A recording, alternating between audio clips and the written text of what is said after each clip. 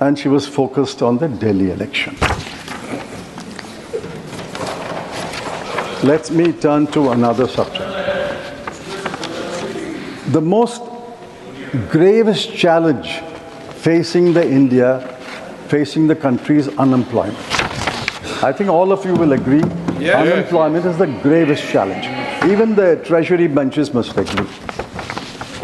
Now, the periodic labor force survey, popularly known as PLFS, concluded that unemployment rate is 3.2%.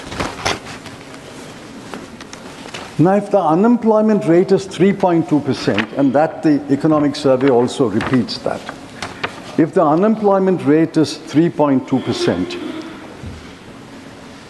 I'm sure the London School of Economics, as well as every other university, teaches us that any unemployment rate less than 5% is equal to full employment.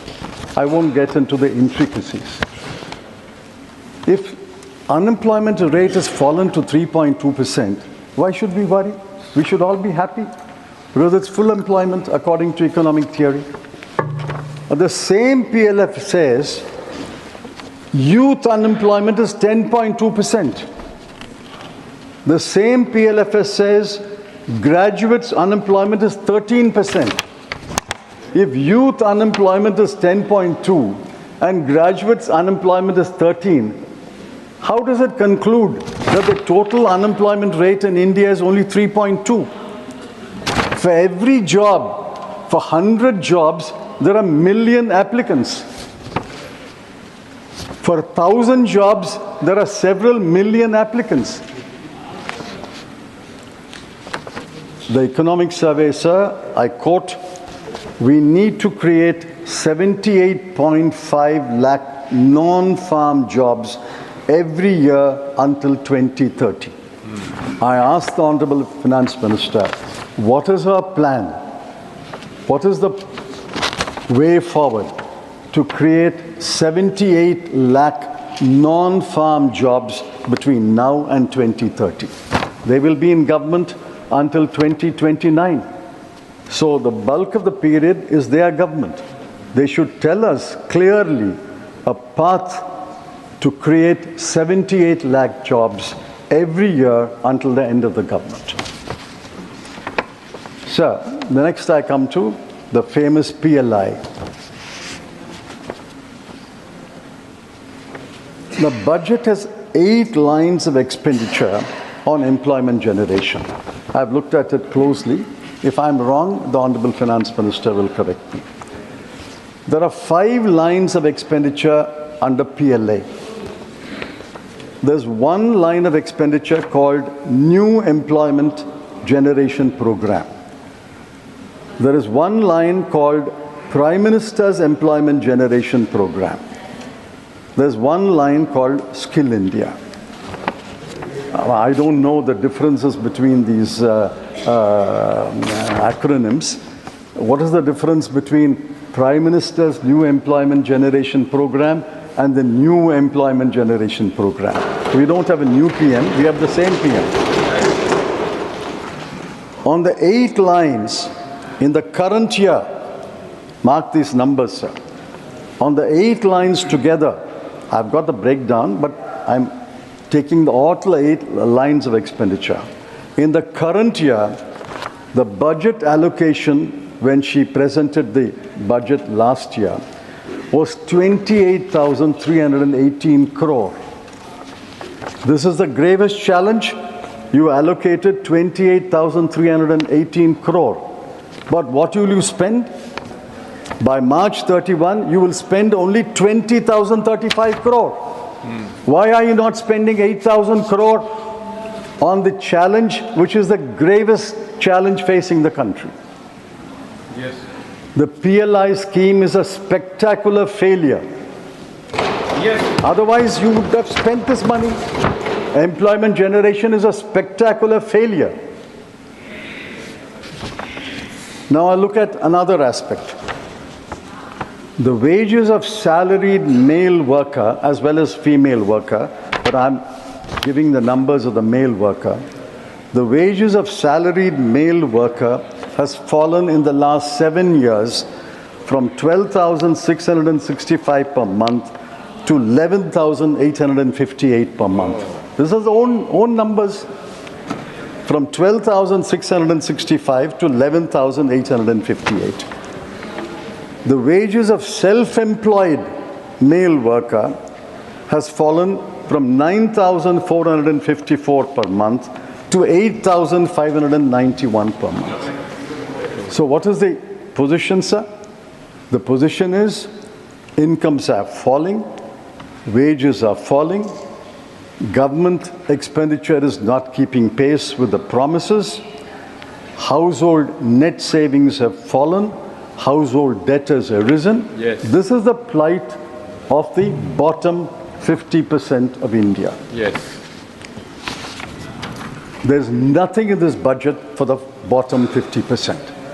I think we cannot divide this house into one half speaking for the top 50% and one half speaking for the bottom 50%. I'm quite happy to speak for the bottom 50%, but I want the treasury benches also to impress upon their ministers to speak for the bottom 50% of India. Yes.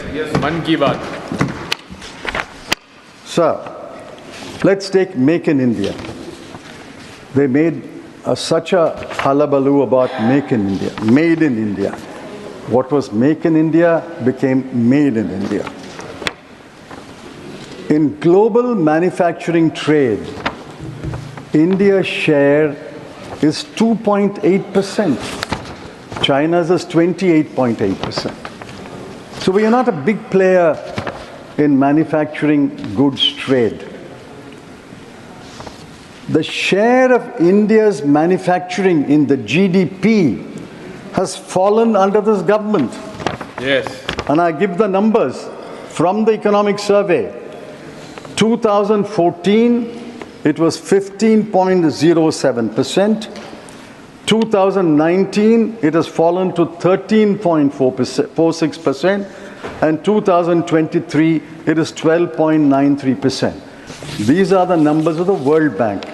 Economic survey has proportions in the GVA, but that has also fallen from 17% to 14%. So manufacturing as a proportion of GDP has not increased under this government. So manufacturing is a spectacular failure. PLI is a spectacular failure. So what has this government got to boast about after the last 11 years? I come to my penultimate point. Now, budget is about numbers. I don't want to burden the House with numbers, but I have to mention some numbers, because the budget is about numbers. Now, the FM, Honorable FM, claimed in a number of interviews that she has not only met the fiscal deficit target, but has improved upon the fiscal deficit target. Absolutely true. If you look at the numbers, 4.9 achievement was 4.8. But how did she achieve this 4.8? She cut capital expenditure by the central government by 92,682 crore. Not revenue expenditure, sir. Capital expenditure by the central government was cut by 92,682 crore. She cut the grants in aid to states for creating capital assets, that's another form of capital expenditure, by 90,887 crore. So total cut in capital expenditure by the center and the states, I'm not apportioning blame, but the center and the states in the current year will be 1,83,569 crore. By cutting capital expenditure by such a humongous amount, she saved on the fiscal deficit 43,785 crore. I can understand if she has saved on the fiscal deficit 1,83,000 crore. It is bad policy, but I will understand. But after cutting 1,83,000 odd crore, she saved about 44,000 crore. Is it good policy? I don't know. Is it good economics? I say no, it is not good economics. Yes. You can't cut capital expenditure and compress your fiscal deficit and say, I have met my fiscal deficit, I've improved my fiscal deficit. On the expenditure side, I want honorable members, all of us are concerned, to look at these numbers. Where are the cuts followed? On health, 1,255 crore. On education, 11,584 crore. On social welfare, 10,019 crore. I wish the Agriculture and Rural Development Minister was here. On agriculture, the cut is 10,992 crore. On rural development, it is 75,133 crore. And on urban development, it's 18,907 crore. Why do you make these cruel cuts? There are other unkind cuts, I won't give the numbers, on Poshan, Jal Jeevan Mission, National Social Assistance Program, Pradhan Mantri Gram Sadak Yojana, Crop Insurance Scheme, Urea Subsidy, PM Garib Kalyan Yojana. And all these programs there have been cuts. The most cruel cuts are, I hope I'm pronouncing this correctly, sir, Anusuchit Jati Yojana. Anusuchit Jati Yojana. 1,340 crore has been cut. Young Achievers Scholarship, 455 crore.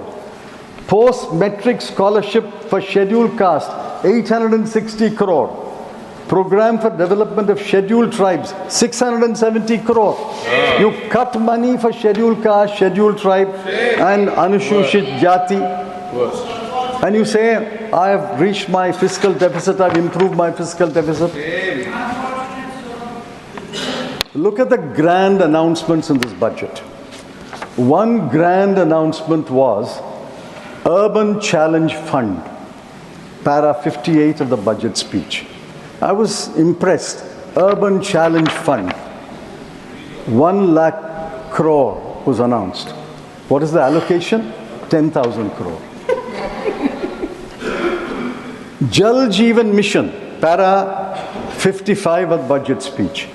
Jal Jeevan Mission says, we have provided water to 80% of the population of India, and we will provide for the remaining 20%. We are therefore extending the scheme. The budget estimate for the current year was 70,163 crore. Actual expenditure is 22,614 crore. I mean, this is pure magic, sir. You don't spend 1/4 or 1/3 of your money, and you claim that everybody has been provided water.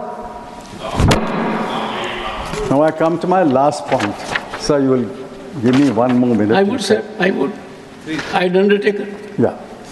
Now what did the CEA say? The Chief Economic Advisor is a reasonably autonomous office. I'm glad the Honorable Finance Minister has given him the freedom to speak his mind and to be frank and forthright. I congratulate the Honorable Finance Minister in the end for that also. What did he say? Get out of the way. Yes. It's all we are saying, get out of the way. In a different context. Deregulate. Deregulation drives growth. work towards giving to people back their agency and enhancing the economic freedoms of individuals and organizations. What is the response of the Honorable Finance Minister? To get out of the way and to deregulate. Her response is to announce in the budget speech 7 new schemes, 8 new missions, and 4 new funds. Now, where will the money come from these schemes and missions and funds? I don't know, because there's no allocation. So, in conclusion, I want to say this. Half a minute. Governance is in the present. There is a government, but I'm sorry to say there is little governance. There is no philosophy, therefore no policies. In 1991, we faced a graver situation. There was a man entered this parliament, entered the North Bloc. Yes. He had an economic philosophy. Yes. He followed it with policies that required wisdom and farsightedness. Dr. Manmohan Singh had them. And I'm urging the Honorable Finance Minister to recapture the wisdom and the farsightedness of Dr. Manmohan Singh. One last question. This is through the Finance Minister to the government. Why have you not conferred a Bharat Ratna on Dr. Manmohan Singh?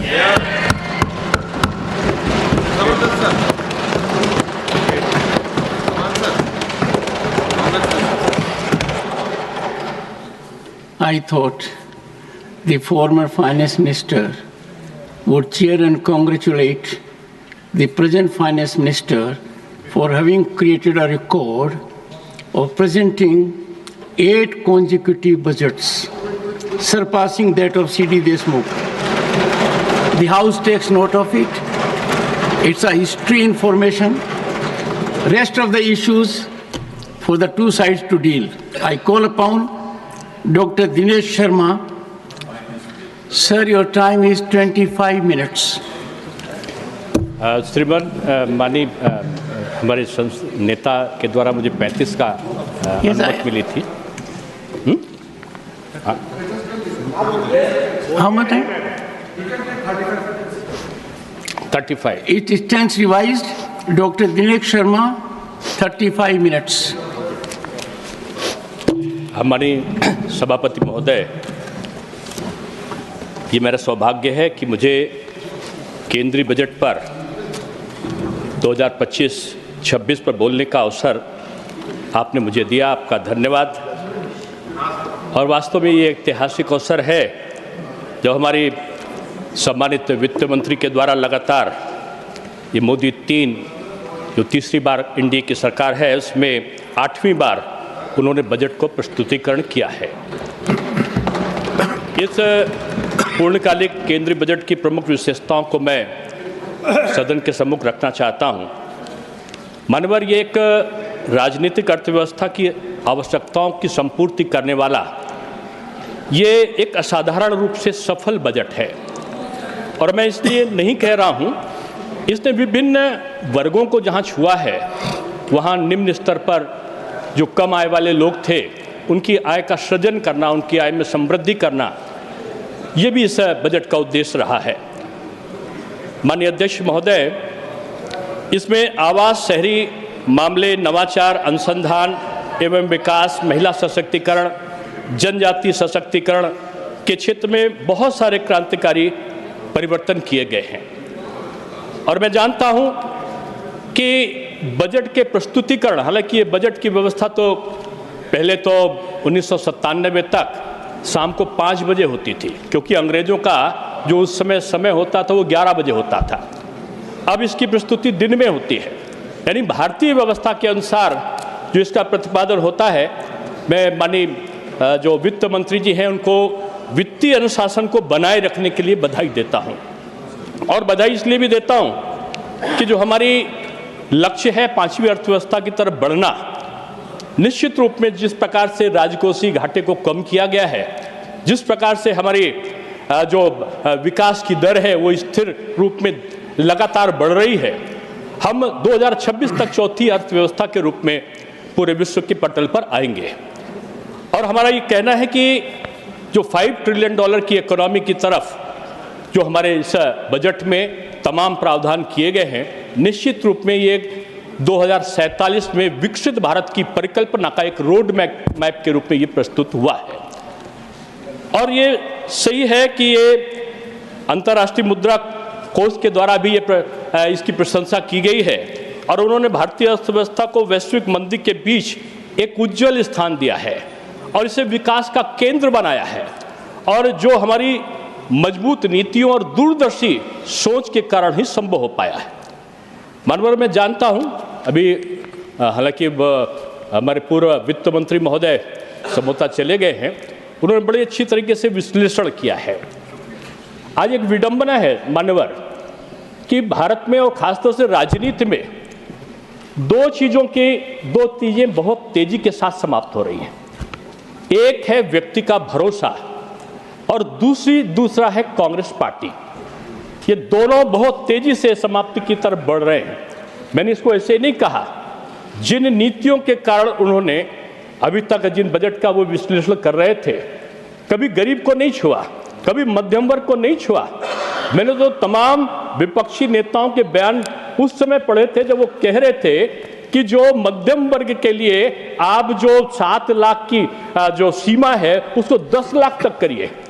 प्रधानमंत्री जी ने के मार्गदर्शन पे हमारी वित्त मंत्री जी ने उसको 12% तक का कर दिया, 12 लाख तक का कर दिया। जो 7 लाख करना था उसको 12 लाख तक की छूट दे दिया। यही अद्भुत समायोजन है और नेक नियति के कारण जिस प्रकार से अर्थ संतुलन बना है आज के भारत के हमारे इस आर्थिक व्यवस्था में, मैं यही कहूंगा कि आज मैं कांग्रेस के लिए कभी कभी हंसी में कहता हूं कि खुद चिराग बन के जो वक्त के अंधेरे में, खुद चिराग बन के जलो वक्त के अंधेरे में, मांगी हुई रोशनी से कभी उजाले नहीं होते। आज वो राष्ट्रीय पार्टी आज छोटे छोटे दलों पर, छोटी छोटी नीतियों पर, आज तमाम विघटनकारी मंतव्यों पर अपनी नीतियों को उद्घाटित करती है। मैं तो आदरणीय खड़गे जी चले गए, हमारे वरिष्ठ नेता हैं, और आदरणीय सोनिया जी का उद्बोधन आज हम लोगों ने सुना है। मैं तो नहीं कहूंगा कि मैं आपको बधाई देना चाहता हूं और कोटिसा बधाई देना चाहता हूं। आपका जो प्रदर्शन लगातार है, आपने कम से कम दिल्ली की विधानसभा चुनाव में 3 सीटों पर अपनी जमानत बचाई है, इसके लिए मैं आपको बधाई देना चाहता हूं। आप जो है आप कहते रह गए, आप बदनाम करते रह गए, संविधान खतरे में है। आप बदनाम करते रह गए कि आरक्षण समाप्त हो रहा है और जनता ने आपकी जो बदनीयति थी उसको पहचाना।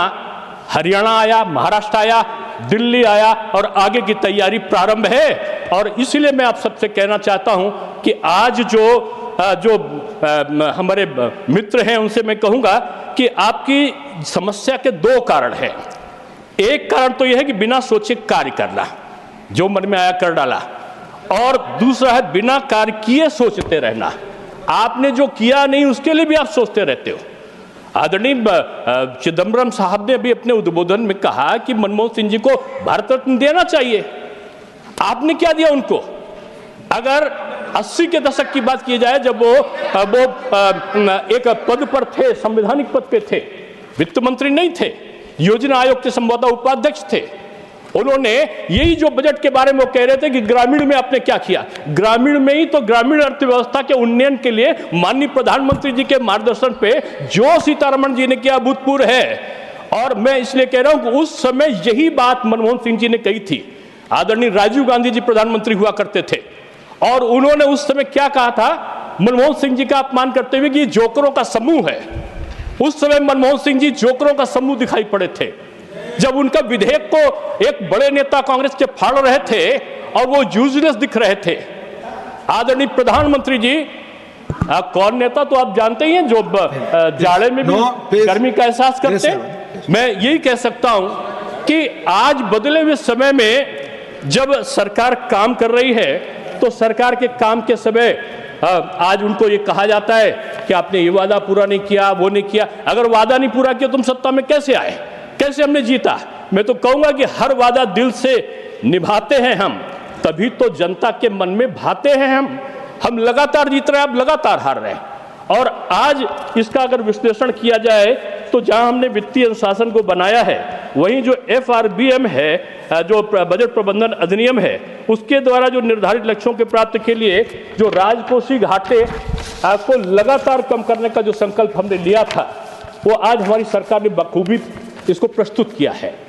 अगर आप बजट का अवलोकन करें, उसका विश्लेषण करें, तो अद्भुत चीज दिखाई पड़ती है कि जो वर्ष 2023 का जो फाइनेंशियल ईयर था, उसमें हमारा राजकोषीय घाटा था 4%।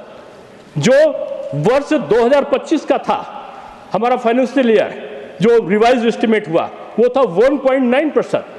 और जो फाइनेंशियल ईयर 2026 है, बजट का जो एस्टिमेट है, वो आएगा 1.5%। यही एक अर्थ प्रबंधन की कुशलता का मापन यंत्र है। और मैं उनसे कहना चाहता हूं कि आज जिस प्रकार से जो हमारी ये व्यवस्थाएं, अगर यही रुझान जारी रहा तो 2030 में आज आपसे कहना चाहता हूं कि 2030 तक हमें राजस्व अधिशेष, जिसको आप बोलते हो रेवेन्यू सरप्लस की तरफ हम लोग तेजी के साथ बढ़ जाएंगे, बल्कि हम उसको प्राप्त करेंगे। आप कह सकते हो कि एक बार और प्राप्त किया गया 1981 में, लेकिन उसके बाद आपने क्यों नहीं प्राप्त किया? क्यों भारत को सोना बेचना पड़ा? क्यों भारत एक डेफिसिट फाइनेंसिंग की तरफ बढ़ता गया? आपकी नीतियों ने भारत को कमजोर बनाया और पराधीन बनाया। और वही कारण था कि आपने सड़ा हुआ लाल रंग का गेहूं आप अमेरिका से मंगाते थे, यहां पर राशन कार्ड लेके लोग लाइन लगाते थे, लाठी चार्ज होता था और बामुश्किल से वो थोड़ा सा राशन मिलता। आज यही आर्थिक नीतियों के कारण आज कुछ प्रदेशों में तो 10 किलो राशन मुफ्त मिल रहा है, कहीं 5 किलो राशन मुफ्त में मिल रहा है। यही अर्थ प्रबंधन का एक सारांश है जिसको समझने की जरूरत थी। और मैं ये कहना चाहता हूं कि आज माननीय जो हमारे वित्त मंत्री महोदय हैं, उनको मैं धन्यवाद देता हूं। हालांकि आदरणीय खड़गे साहब बड़े सम्मान से उनको कई बार, मैं तो ये नहीं मानता कि भूल से कहा उन्होंने माता जी कह के शब्दों का प्रयोग करते हैं। हो सकता है आदर मन में भाव रहा हो, लेकिन माँ क्या है? माँ तो वो है जो घर में सभी बच्चों का ख्याल रखती है, जो कमजोर है उसकी भी संपूर्ति करती है इच्छाओं की, जो सबल है उसको भी प्यार करती है, और पूरे परिवार का संचालन माँ करती है। और आज अगर इस बजट को देखें तो आदरणीय वित्त मंत्री महोदया ने जहां ग्रामीण अर्थव्यवस्था के उन्नयन के लिए काम किया है, वहीं शहरी इंफ्रास्ट्रक्चर को भी किया है। तो वहीं पर बच्चों की शिक्षा के लिए और शिक्षा के क्षेत्र में एक क्रांतिकारी परिवर्तन के लिए बजट का अवलोकन है। तो IIT और IIM के लिए भी यहाँ कुछ न कुछ प्रावधान इसमें दिए गए हैं। मैं आपसे कहना चाहता हूं कि भारत का, जो लोग कहते हैं कि भारत में कि जो मूल अवस्था है, एक उसकी प्रगति का जो जड़ है, वो प्रगति का जड़ निश्चित रूप में वहां का जो मध्यम वर्ग है वो है। और पिछली सरकारों ने क्यों नहीं मध्यम वर्ग के उस पर ध्यान दिया? आज इस बजट का जो मूल तत्व समाहित है, मैं समझता हूं उसने आज तक के इसके पहले कभी भी किसी ने इसके बारे में नहीं सोचा कि हम मध्यम श्रेणी को जितनी इनकम नहीं होती उससे ज्यादा, कभी कभी वो 30% तक का उनको अपनी आय में देना पड़ता था, उसके बारे में नहीं सोचा था। आज का जो बजट है उसने निश्चित रूप से 12,75,000 तक के वार्षिक आय वालों का शून्य ये आयकर कर दिया है। अभी तो आयकर का विधेयक आने वाला है, सरलीकरण भी होगा, तमाम चीजें भी होगी। और मैं कह सकता हूं कि ये जो कदम हैं सरकार के, ये ईज ऑफ डूइंग बिजनेस को बढ़ावा देने वाले हैं। आज निवेश बढ़ रहा है, मानवर आज आर्थिक विकास तेजी से बढ़ रहा है, और यही शायद अमृतकाल की और मजबूती के साथ हमको ले जाने वाला है। अभी कुछ दिन पहले अभी RBI ने रेपो रेट कम किया है, और कुछ लोग इस पर भी व्यंग कर सकते हैं, लेकिन रेपो रेट कम होने का मतलब क्या है? लोन सस्ते हो जाएंगे, लोगों के हाथ में धन आएगा, जिससे वह या तो खर्च करेंगे या उसे बचाएंगे तो निवेश बढ़ेगा, खर्च करेंगे तो उपभोक्ता की मांग बढ़ेगी, और मांग बढ़ेगी तो प्रोडक्शन बढ़ेगा। सारा चेन एक साथ जो चल रहा है, मैं समझता हूं कि यही भारत का असली अर्थशास्त्र है, जिसका प्रस्तुतिकरण होना चाहिए था। आजादी के बाद में वो करने में कांग्रेस की सरकार असफल रही। मैं इस बारे में भी कहना चाहता हूं कि भारत में तमाम चीज़ें हमारे सामने आई। हमारा जो विकास दर है, अगर हम देखें तो 25-26 में 6.4 तक इसका वास्तविक विकास दर का अनुमान है। पूंजीगत व्यय को 8.2% तक की बढ़ाने का जो अनुमान है, वो भी मैं समझता हूं कि हमारे अर्थव्यवस्था का एक वो पहलू बनकर सामने आता है कि जो हमारे देश को उन्नति की ओर ले जाएगा। मान्यवर, हर क्षेत्र में काम हुआ है। अभी आवास के बारे में टिप्पणी हो रही थी। आवास, प्रधानमंत्री जी ने तो महिलाओं के नाम पर आवास का आवंटन किया है। यहां पर अगर देखें तो जो हमारी आयुष्मान भारत की जो स्कीम है, उसमें तमाम लोगों का घर परिवार सुखी हुआ है। अगर अपना मकान होगा तो एक महिला स्वस्थ वातावरण में रहेगी, स्वस्थ वातावरण में बच्चे का पालन होगा और वो स्वस्थ मानसिकता अपने अन्य कार्यों के उन्नयन के लिए अपना योगदान दे सकती है। इसलिए मैं कहूंगा कि हमारे जो माननीय मंत्री हैं आवास और शहरी मामलों पे, उन्होंने एक अच्छी पहल की है। और जो मोदी सरकार, जो तीसरी एनडीए की तीसरी बार बनी सरकार है, उसने सबके लिए घर का जो लक्ष्य रखा है, पूरे देश भर में 3 करोड़ और परिवारों को पक्का घर मिलने वाला है। और यही नहीं मान्यवर, इसके लिए योजना के लिए 5,36,000 करोड़ का बजट का प्रावधान रखा गया है। मोदी जी तो कहते हैं वही गारंटी है, मोदी जी जो कहते हैं वही करते हैं। लोग तो कहते हैं कुछ काम के लिए मोदी जी आपको दिल्ली के लिए अगला जन्म लेना पड़ेगा। नहीं, मोदी जी इसी जन्म में जो बड़ा सा बड़ा काम है वो करने की कुवत रखते हैं। इसलिए ये जो मैं तो कभी कभी अभी वहां पर वो साथी मौजूद नहीं है, आपदा समाप्त हुई है, लेकिन आपदा से संलग्न मैं समझता हूं कि दिल्ली आज खुशहाली मना रहा है। कुछ लोग यहां पर हैं नहीं, उनसे मैं यही कहूंगा कि जाड़े में राजनीतिक व्यक्तियों को कहूंगा कि जाड़े में ठंड और व्यक्ति का घमंड, ये दोनों अकड़ पैदा करता है और अकड़ को जनता राजनीति में बड़ी जल्दी ठीक करती है। और वही हुआ, अगले जन्म की जरूरत नहीं पड़ा, इसी जन्म में फैसला हो गया। इसलिए मैं कहना चाहता हूं कि मान्यवर, इस बजट से घबराहट पैदा हुई है कुछ लोगों के मन और मस्तिष्क में, और वही के एक राज्य के भूत मेरा मुझसे गलत निकल गया, भूतपूर्व मंत्री, हालांकि भूत भी गलत नहीं है मान्यवर, भूत का विशेषता है कि वो चक्कर काटता रहता है चारों तरफ। भूतपूर्व जो मुख्यमंत्री रहे, उन्होंने मान्यवर कहा था ये बात को कि जो बजट है वो गरीबों के लिए, मध्यम श्रेणी के लिए होना चाहिए। और प्रधानमंत्री जी के नेतृत्व में मध्यम श्रेणी के लिए जिसने सोचा नहीं था वो हो गया। उन्होंने 10 लाख की आय सीमा कही थी, यहाँ 12 लाख हो गया। यहाँ रेपो रेट कम हो रहा है। यहाँ पर अगर आप देखें तो 8वां वेतन आयोग का गठन हो गया। यहाँ पर अगर आप देखें तो गरीब और जो दलित महिलाएं थी उनके लिए किसी ने सोचा ही नहीं था।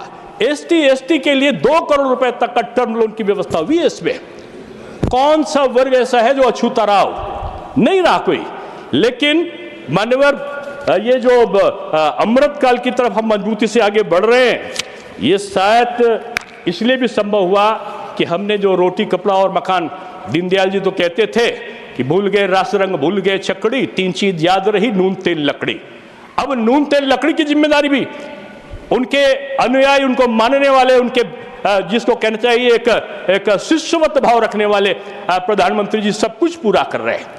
अब अगर जरूरत है तो दवा सरकार करेगी, बच्चे का विवाह है चिंता सरकार करेगी, शिक्षा है उसके मुफ्त शिक्षा हमारी सरकार करेगी, आज रोजगार है तो मुद्रा लोन की बड़ी राशि सरकार देगी।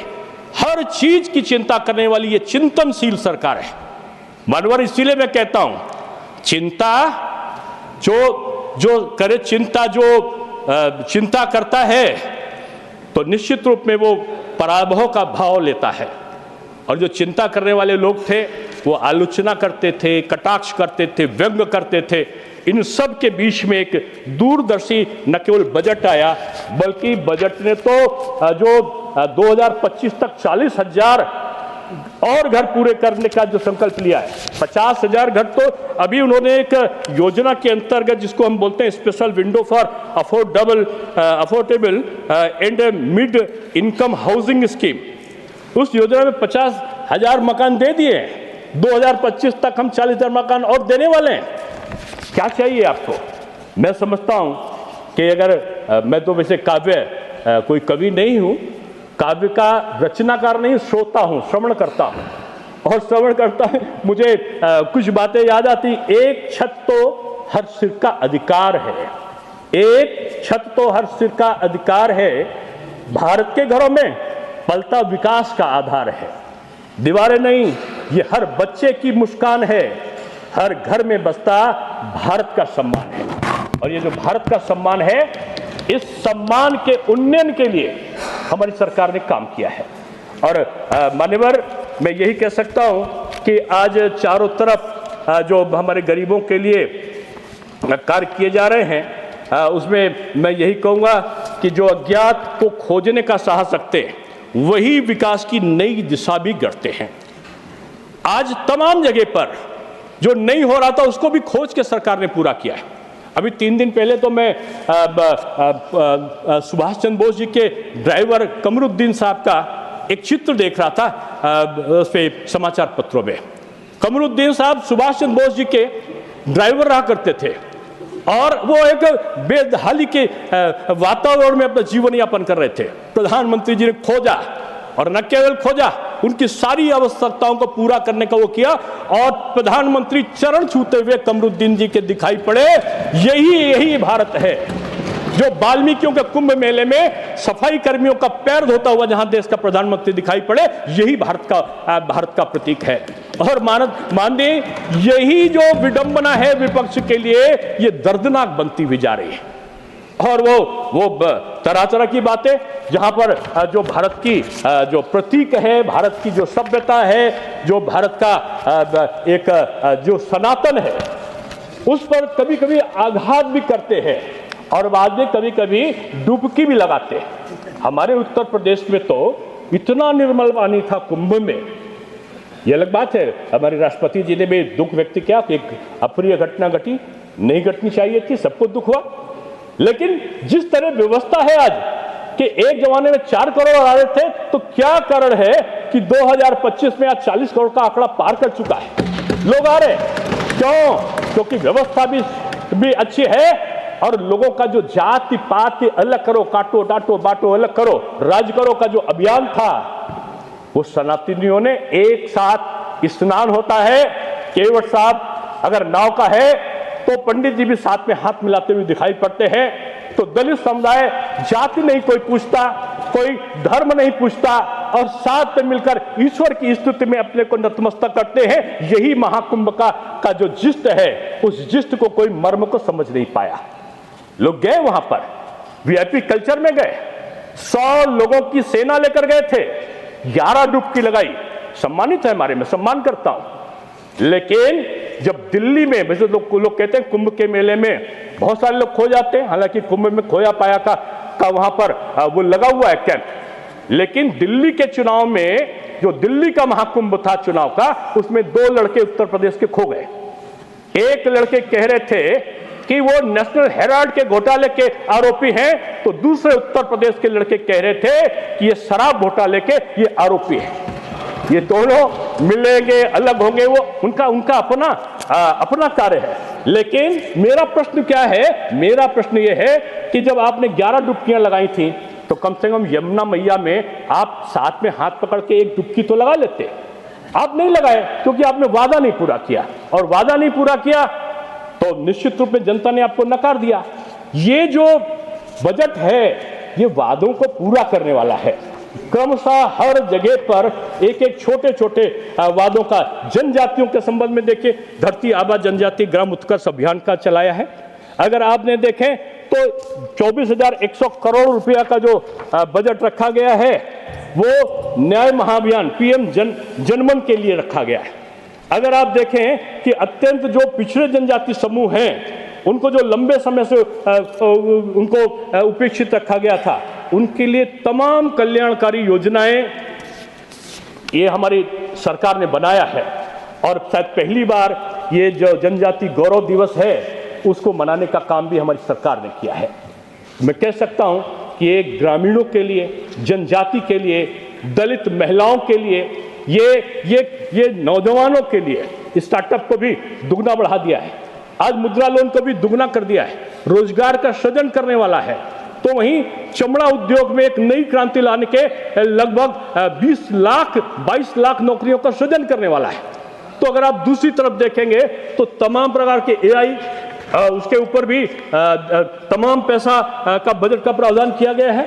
हर तरफ ये चौमुखी विकास का अगर इसको मैं देखूं तो ये हमारे जो लक्ष्य हैं वो मिलेंगे, महत्वपूर्ण हैं। लेकिन अगर इसमें कोई बहाना ढूंढता है कोई कि हमने उस समय था, नहीं हुआ, आपको ये करना चाहिए था, निश्चित रूप पे हमको जो करना चाहिए था हम कर रहे हैं। हमने तो आर्थिक सशक्तिकरण के लिए एक जनजातीय विकास मिशन को शुरू किया है। उद्यमिता के लिए हमने वोकल फॉर लोकल को शुरू किया है। हमने आवासीय विद्यालयों के माध्यम से 1,25,000 आदिवासी बच्चों की गुणवत्ता की शिक्षा को हमने आगे लिया है। हमने 10 वर्षों में हमारी सरकार ने 10 से 30 नए मेडिकल कॉलेज जो है आदिवासी क्षेत्रों में खोलने का निर्णय लिया है। श्रीमान, शायद यही वेदना थी और यही वेदना बजट के राष्ट्रपति महोदया के भाषण के पहले दिन दिखाई पड़ी। आदिवासियों के लिए भाजपा सरकार योजना लाएगी, दलित के लिए भाजपा सरकार योजना लाएगी। एक बड़े नेता, मैं फिर से, क्योंकि वो सदन के नेता नहीं है, प्रतिपक्ष नेता होंगे, लेकिन उनका जोश इतना रहता, सदन में खुद तो सोते हैं, लेकिन जब राष्ट्रपति महोदया भाषण करती है तो कहती उबाऊ भाषण था। एक आदरणीय जो खुद बहुत अमीरी का जीवन जी रही है, वो पुअर लेडी कहती है, सुस्त लेडी या थकी हुई लेडी बताते हैं। कौन थका, इसका निर्णय आप करेंगे। एक संवैधानिक पद पर आसीन एक उच्च पदस्थ आदिवासी महिला के संबंध में इस प्रकार के वक्तव्यों का, मैं समझता हूं कि भारत की राजनीति में यह शर्मनाक है।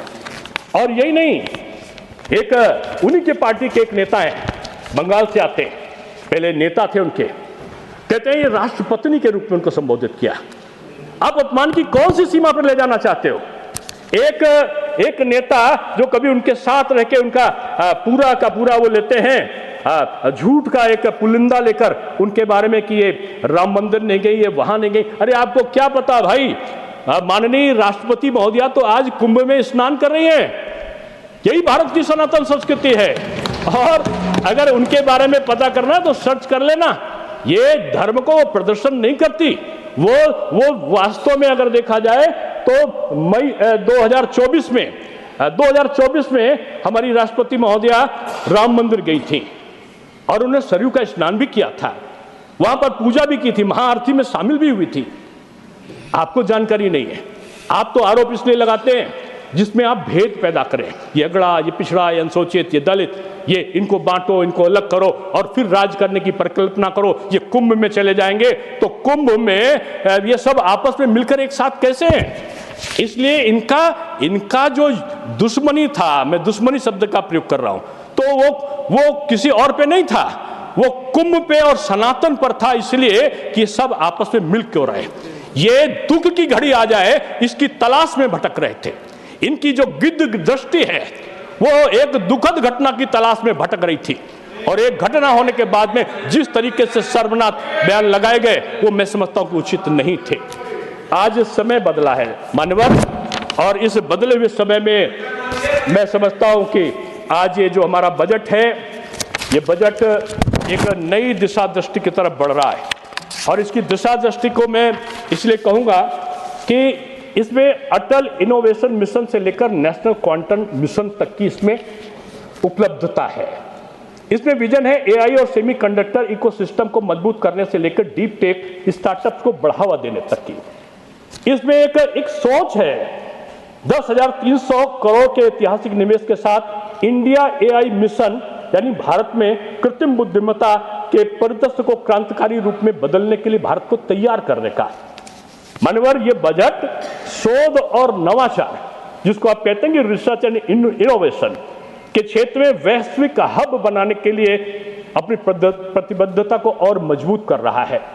ये ऐसे नहीं, अटल जी ने लाल बहादुर शास्त्री जी ने कहा था जय जवान जय किसान, अटल जी ने उसमें एक जोड़ा जय विज्ञान।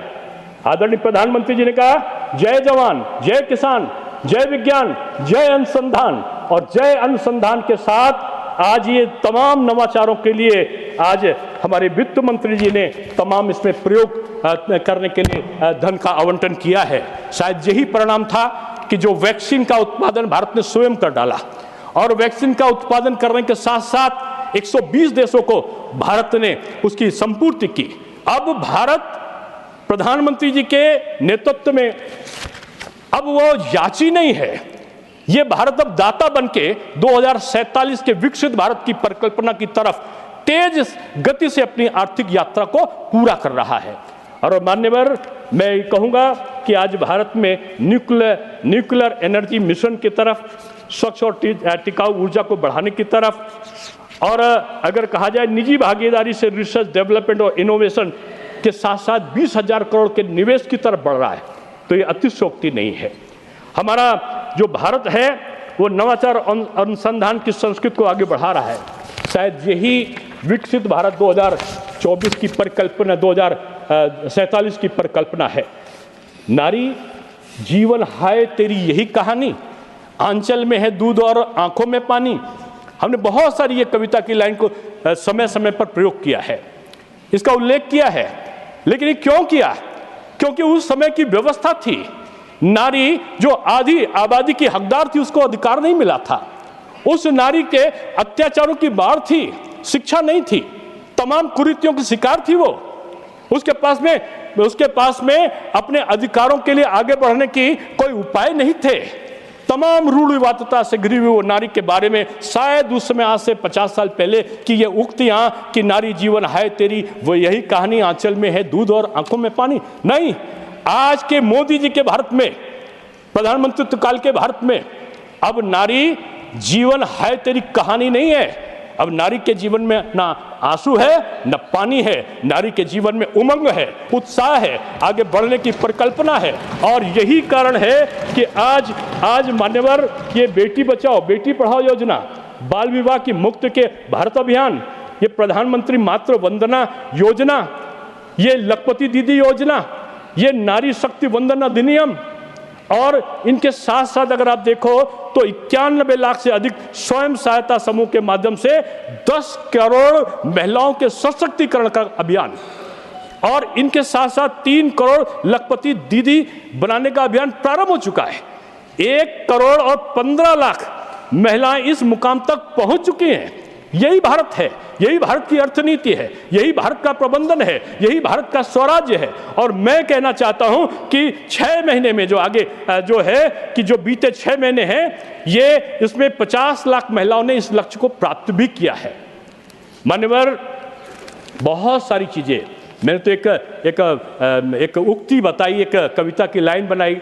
मैं लखनऊ का हूं और लखनऊ में एक शायर हुए थे, मशहूर शायर मजाज लखनवी। उन्होंने कहा कि तेरे माथे पे ये आंचल बहुत ही खूब है, तेरे माथे पे ये आंचल बहुत ही खूब है, लेकिन तू इस आंचल से एक परचम बना लेती तो अच्छा था। अब वो आंचल से वो परचम लहरा रही है। आज वो गृहिणी नहीं है, आज वो फाइटर प्लेन को चलाने वाली भी बन चुकी है, आज वो नेतृत्व करती भी है, तो आज वो राजनीति में भागीदारी भी कर रही है। महिला सशक्तिकरण के इस दौर ने पूरे विश्व को भारत का विश्लेषण करने के लिए मजबूर किया है। मान्यवर, मैं कह सकता हूं कि आज जो जहां प्रधानमंत्री जी ने, जैसे कहते हैं ना कि लोग कहते हैं कि राजकुमार राम, जो मर्यादा पुरुषोत्तम श्री राम थे, उनके बारे में कहते हैं कि राजकुमार राम को भगवान राम का बनाने का कार्य जनजातीय समाज ने किया था। आज उस जनजातीय समाज के उन्नयन के लिए जिस प्रकार से काम किया है, मैं समझता हूं कि ये अद्भुत है। और तमाम विश्लेषणों पर अगर देखा जाए तो आज ये 70 साल के बाद भी आज भारत अपने आगे बढ़ने की जो कगार पे चला है वो है हमारे देश का संविधान। और शायद संविधान ने जो कहा था कि हमारे यहाँ का सब निचले स्तर के लोगों का उन्नयन हो, तो आज मध्यम श्रेणी के लोग जो आज 8वां वेतन आयोग बना है, आज उनको रेपो रेट कम करने के बाद लोन की सीमा बढ़ेगी, वो बचत करेंगे। आज जो जिस प्रकार से उनको ये 12 लाख रुपए तक का आयकर की सीमा से वो मुक्त हुए हैं, मैं समझता हूँ खर्च जब बढ़ेगा तो ये जो सीमाएं हैं, वो लाभ हैं, वो भारत की विकासशीलता में आगे बढ़ेंगे। मैं आदरणीय विद्वत जन यहाँ से लापता हो जाते हैं, रोज ही हो जाते हैं। आज क्या है, ये पूरे भारत के परिदृश्य से लापता हैं। मैं उनको कहना चाहता था, लेकिन मैं उनसे यही कहूँगा कि आप लकीर दूसरों की छोटी करने में क्यों लगे रहते हो? कभी आपने लकीर को बड़ा करने की क्यों नहीं सोचा? मोदी जी कहते नहीं, करते हैं। और शायद यही कारण है कि जो लक्ष्य का निर्धारण नहीं भी था, उस लक्ष्य के निर्धारण के साथ आज हमारा जो प्रकल्प है वो तेजी से बढ़ा है। मानवर, मैं कहना चाहता हूँ कि आज जो महंगाई की दर है वो 10 वर्षों से 5.1% रही। आदरणीय चिदम्बरम जी चले गए, मैं उनसे कहना चाहता हूँ, आपने क्यों नहीं किया? आपके पास तो अवसर था, आपने नहीं कर पाए। भारतीय जनता पार्टी की सरकार आने के बाद जब मनमोहन सिंह जी के कार्यकाल में या उसके पहले महंगाई की दर 10 वर्षों में 5.1 रही, जबकि मनमोहन काल में ये दर करीब 8.2% थी। महंगाई की दर 10 वर्षों में इस समय भारतवर्ष की 5.1 है। ये अद्भुत है। और विदेशी मुद्रा का भंडार भी बढ़ चुका है। आपके समय तो 619 अरब डॉलर था।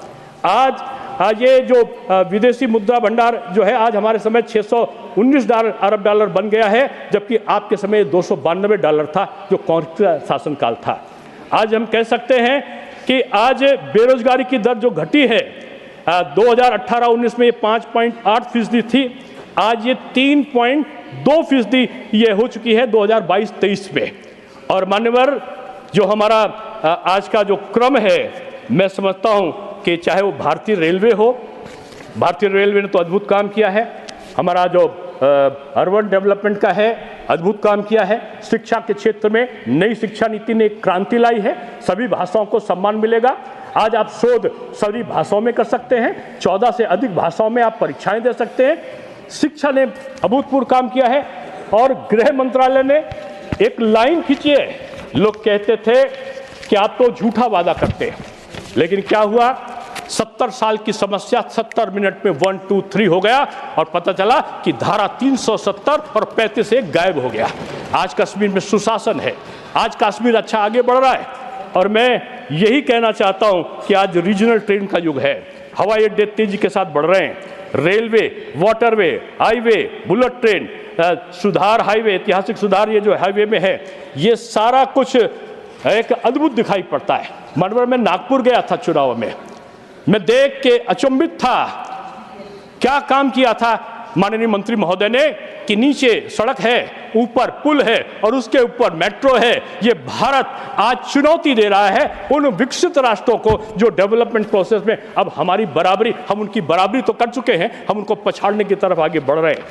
मान्यवर, ये हमारा जो एक लक्ष्य है, मैं कहूँगा कि आज जो हमारा ये बजट है, ये तमाम उपलब्धियों को लाने वाला न केवल है, बल्कि इस बजट के माध्यम से मैं कह सकता हूँ कि हम आज उन बारीकियों को भी देख रहे हैं जो बाबा साहब भीमराव अम्बेडकर जी ने जो सपना देखा था कि हम एक संवैधानिक व्यवस्था वाला भारत देखेंगे।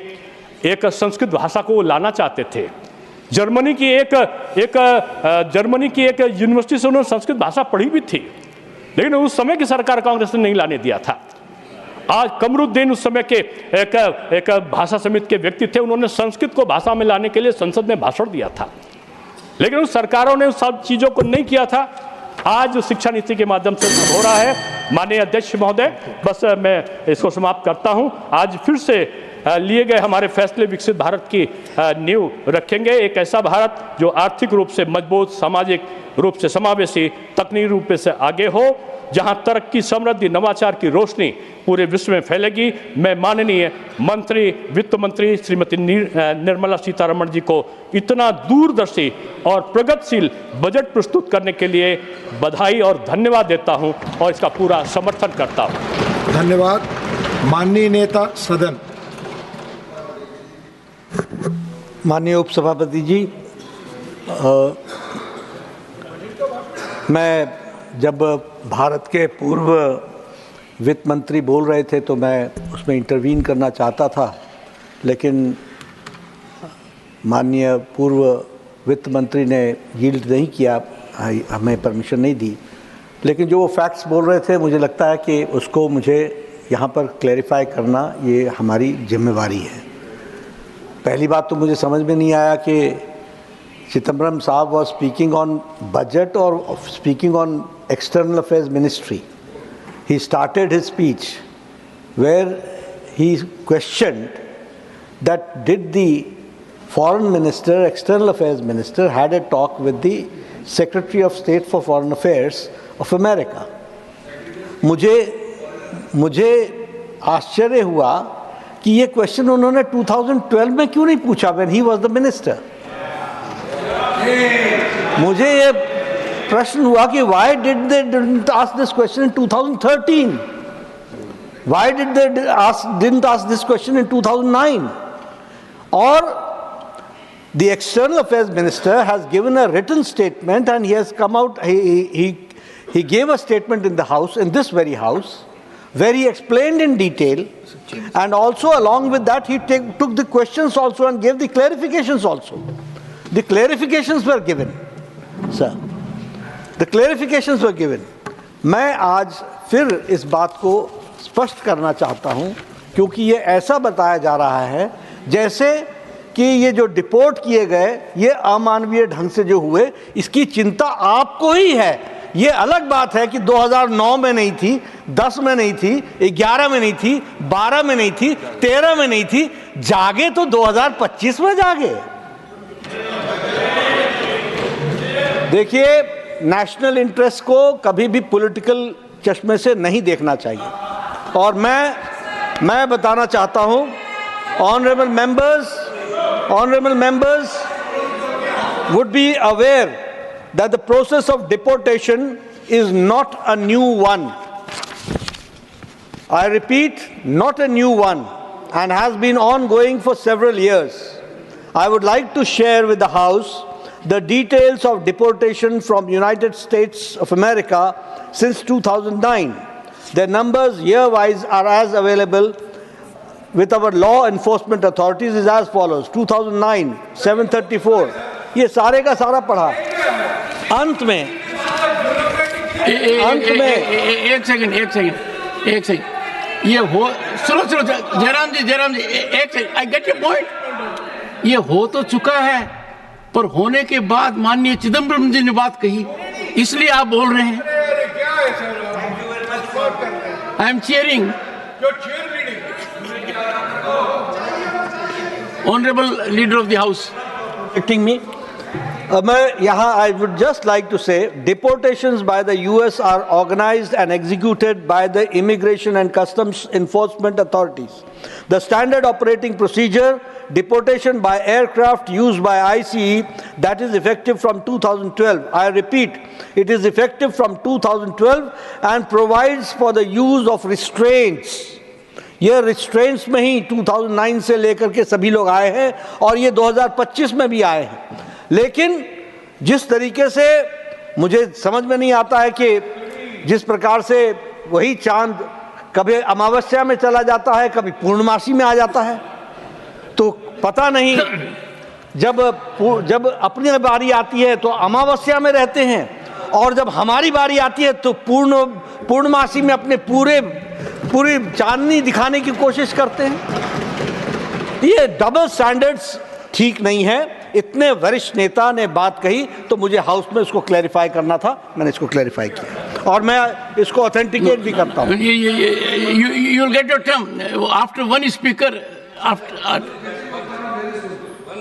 All right. I permit one second. I permit very brief intervention by Tiruchi Shivaji. 1 minute. Sir, he gave a clarification that it is happening since 2012 that they are deported in the Air Force flight. But we would like to know whether they are being handcuffed and chained even from 2012. That's what he said. That's what he said. No, sir. No, sir. He said has not it happened. He has not told that. He didn't tell that. The honorable, he didn't tell that. The honorable, he didn't tell that happened only this year, sir. One second. Let me clarify. I persuade members of the House, they are very learned, to know about the procedure. Mr. Chidambaram knows it much more than anyone else. The expression used by the Honorable Leader of the House is very categorical restraint. You know that. And restraint means... Sir, 2009 he said so. He exactly says the same thing. ये लोग इधर के लोग कभी jail नहीं गए हैं. इनको इधर के लोग, अरे भैया मैं इधर बोल रहा हूं. इनको मालूम नहीं है कि जब कस्टडी ली जाती है तो आपको ध्यान में होगा. Ask them to behave actually.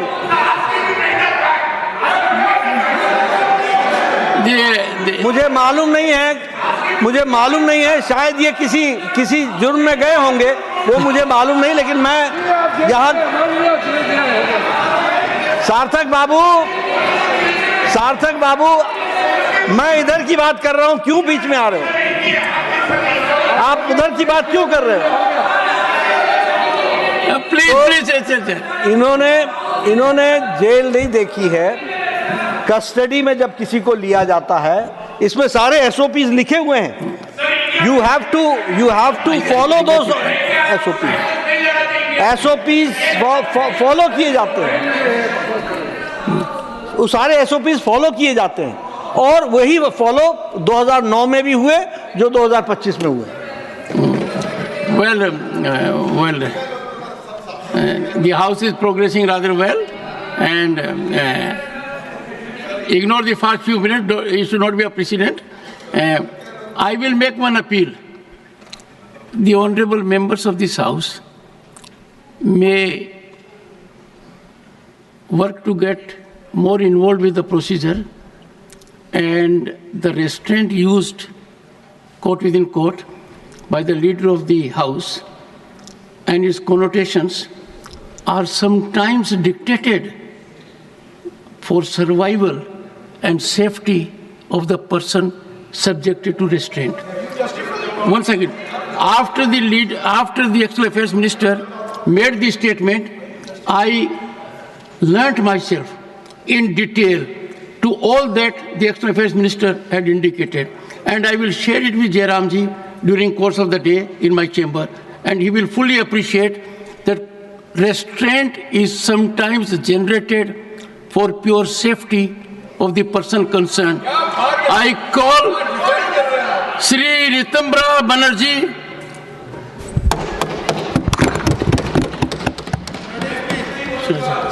Sir, I stand to make my speech. Ritambraji, you have 15 minutes. Oh, thank you, sir.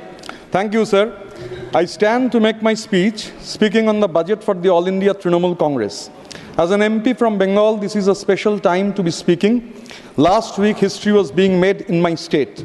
Captains of industry, thought leaders, heads of missions of 40 countries, and leading entrepreneurs from across the world were drawn to Bengal for the two-day Bengal Global Business Summit.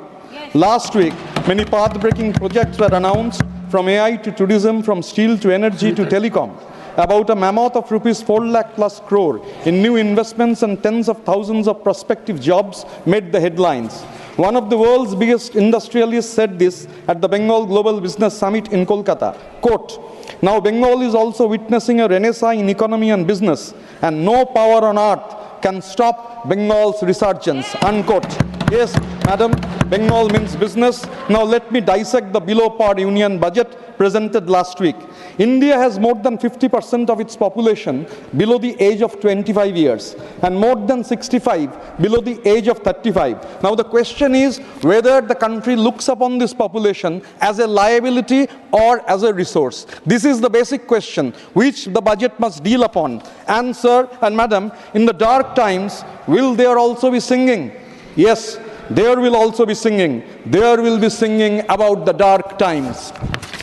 The previous budget, the Honorable Finance Minister has just left, the previous budget presented by her in July 2024 after the Lok Sabha election had accorded priority to employment and skill development given the nature of the election mandate. The Finance Minister had announced a Prime Minister package of 5 schemes and initiatives to facilitate job and internship opportunities for 4.1 crore youth over a 5-year period with a central outlay of rupees 2 lakh crore. However, this year's budget, February 1st, did not refer to the Prime Minister's package even once. There is not even a single mention of the package. What we learned, that a cabinet note on employment-linked incentive scheme is under finalization, Ministry of Labour and CII discussing it with the relationship between capital expenditure and employment generation. In simple words, the future of the scheme looks completely bleak. Now the periodic labour force survey, the PLFS, it's a government data, it reveals that in 23-24 youth unemployment rate 15 to 29 years has gone up to 10.2 and the unemployment rate among graduates 13%.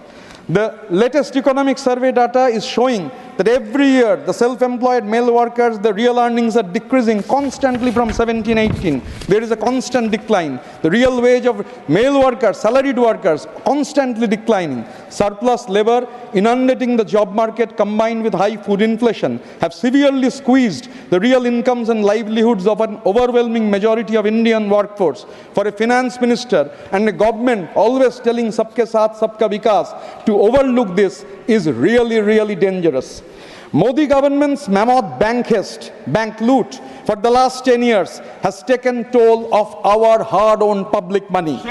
Over the last 10 years, frauds and corporate sharks frittered away at least rupees 12 lakh crore of rupees 16.11 lakh crore our banking system has written off. Out of this, the nationalized banks alone have written off more than 12 lakh crore. When the Honorable Finance Minister replies, I will urge upon that she must tell the House that how much of these written off loans of nationalized banks have been recovered.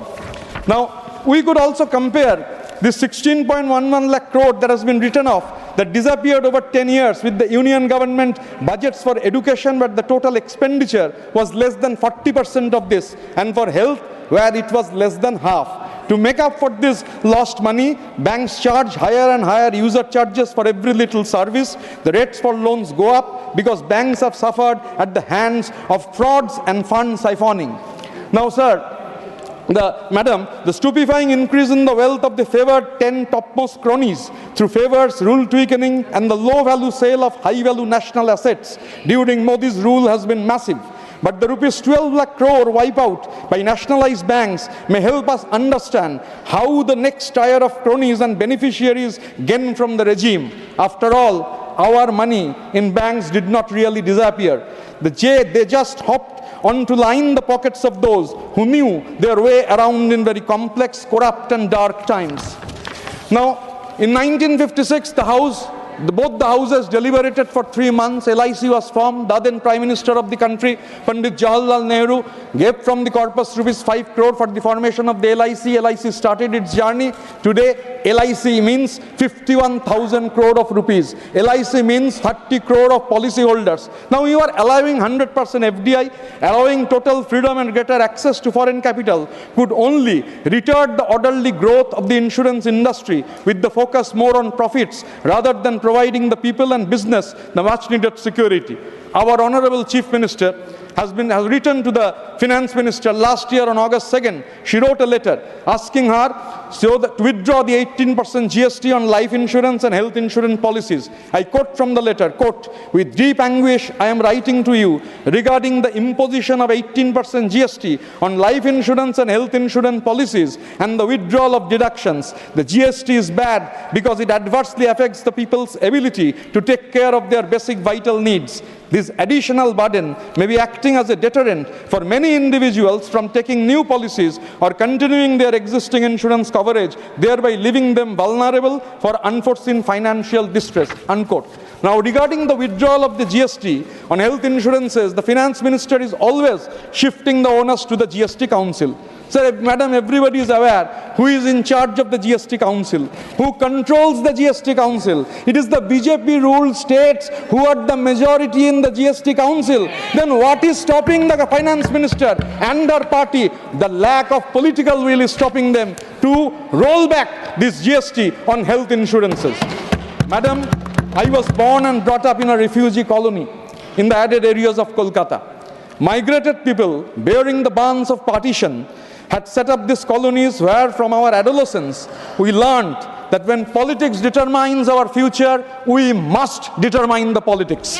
Political awareness runs in every blood and veins of Bengal in general, and these innumerable refugee colonies in particular. Though I don't have the first-hand experience of the horrors of partition, unlike my father, still like many third or fourth generation refugee, I consider my refugee ancestry as one of my greatest badges of honor.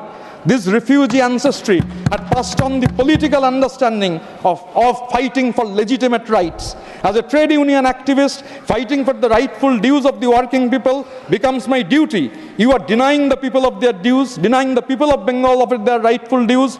You are denying the MGNREGS workers. They are not in a begging mood anymore, as they have realized that this denial is completely political. West Bengal is owed a staggering figure of rupees 1.75 lakh crores. The delay has not only affected the implementation of critical programs, but also created challenges for local governance, particularly in rural areas that depend heavily on such funds for employment and infrastructure development. Madam, so the fight for these funds are necessarily political. We are aware that we are standing here. If we shift our position, we shift to the other side, things will fall in place. But Bengal refuses to surrender. Bengal hates to surrender. Bengal will never surrender. Bengal will never bow down. I understand the problem of the treasury benches. You cannot fight Mamata Banerjee politically. You cannot match Mamata Banerjee's good governance. You cannot match Mamata Banerjee's welfare scheme. So you continue depriving lakhs of our people. The more will be your deprivation, the sharper and greater will be our resolve, the resolve of our people to fight you in a befitting manner. The resolve finds resonance in the immortal words of the true polymath who has been our greatest identity. গত 1000 বছরের শ্রেষ্ঠ বাঙালি, শুধু শ্রেষ্ঠ বাঙালি নন, যিনি ভারতবর্ষের ধারণাকে চিরকাল একেবারে সর্বাগ্রে তুলে ধরেছেন. The greatest Bengali of the last 1000 years, it was Tagore who said, চিত্ত যেতা ভয় শূন্য উচ্চ যেতা শির, জ্ঞান যেতা মুক্ত যেতা গৃহের প্রাচীর, আপন প্রাঙ্গণ তলে দিবস সর্বরি, বসুধারে রাখে নাই খণ্ড ক্ষুদ্র করি. Where the mind is without fear and the head is held high, when knowledge is free, where the world has not been broken up into fragments by narrow domestic walls, where words come out from the depth of truth, where tireless striving stretches its arm towards perfection, where the clear stream of reason has not lost its way, where the mind is led forward by thee into ever-widening thought and action, into that heaven of freedom, my Father, let my country awake. Now, Madam, as I am a trade union activist, I want to give this august house some necessary figures. It is believed, I am not a student of economics, but these are very basic figures that when unorganized workforce in a country goes on increasing, the health of the economy is not in a proper shape. Now let me look into the figures that are available. The figure says, in unorganized laborers in Africa, 86% in the unorganized sectors, 14% in the organized sector. In Asia, Pacific and Arab countries, 68% in the unorganized sector, 32% in the organized sector. In Americas, 40% in the unorganized sector, 60% in the organized sector. In Europe and Central Asian countries, 26% in the unorganized sector and 74% in the organized sector. And now we come to Vishwaguru's India. Just let me tell the House, as a trade union activist, we are facing these problems. There are serious implications of this. 93% of the workforce has come under the ambit of unorganized workers. Only 7% are organized workers. The organized workers definitely had some statutory benefits, but the unorganized workers are deprived of the statutory benefits. 50% contribution of the GDP of our country comes from the unorganized sector. 6% of them are only falls under the social security measures. The blood, toil, sweat and tears of these workers are the bulwark of our economy, but the budget has completely neglected them, has said nothing about them. Now I want to mention about two schemes. One is the Pradhan Mantri Shram Yogi Mandhan Yojana, PMSYM. This is a central scheme, and a state scheme of Bengal known as Binamulye Samajik Suraksha Yojana, BMSSY. The PMSYM, the Pradhan Mantri Shram Yogi Mandhan Yojana. In this, they are the unorganized people who want to come under this scheme has to contribute every month. Every month you have to contribute money. And in the BMSSY scheme of Mamata Banerjee, you need not contribute a single rupee. The entire money for 18 to 60 years is given by the government. Now, I come to figures, flat figures. The figures tell us the report up to January 2025 in Bengal is Binamulya Samajik Suraksha Yojana of Mamata Banerjee. Number of registration, unorganized workers, 1,76 lakh plus. I repeat, 1,76 lakh plus. Number of benefit distributed, 34,94,000, almost 35 lakhs. And the amount distributed is 2,606 crores. Let the central government show political will and take up the responsibility and make the entire contribution from the workers like Mamata Banerjee is doing in the central schemes. Now, sir, as I am a trade union worker, and Prakash, who stays in a tea garden, he is a worker of a tea garden in the northern part of Bengal, I will mention about some tea chronology that is very essential to mention. In 2016, when I was a member of this house, Honorable Finance Minister was then Commerce and Industry Minister.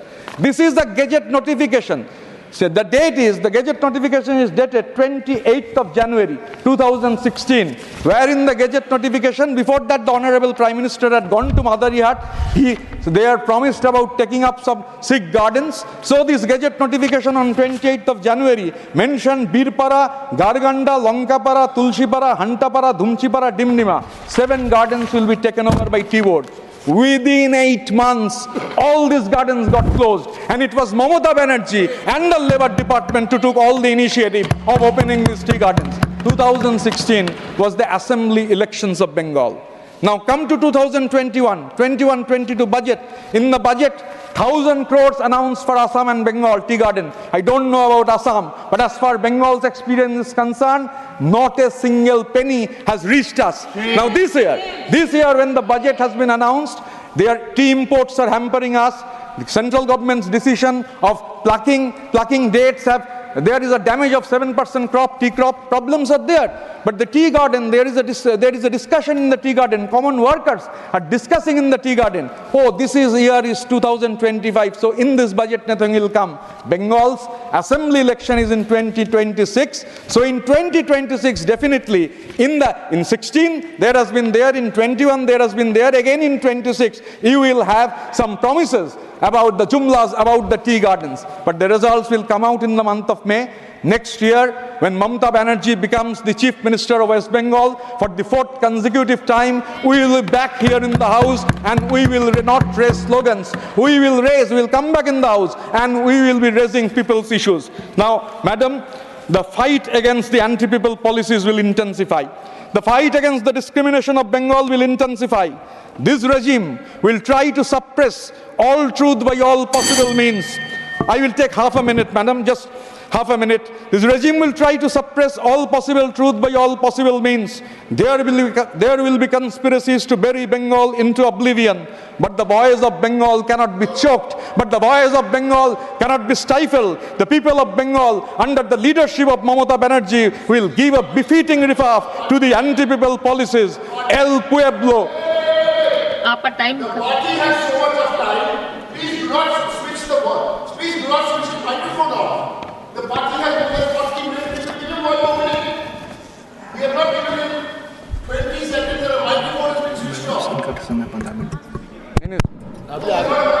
The fight against the anti-people policies will intensify. The fight against the discrimination of Bengal will intensify.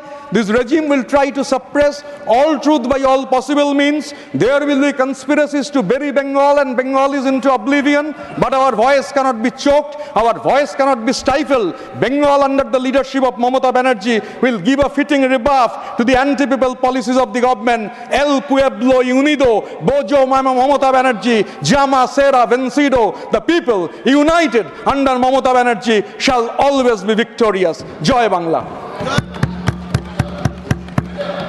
Everyone is participating in the budget speech. 1 minute this way, 1 minute this way. What has happened today is the speaker's microphone has been switched off.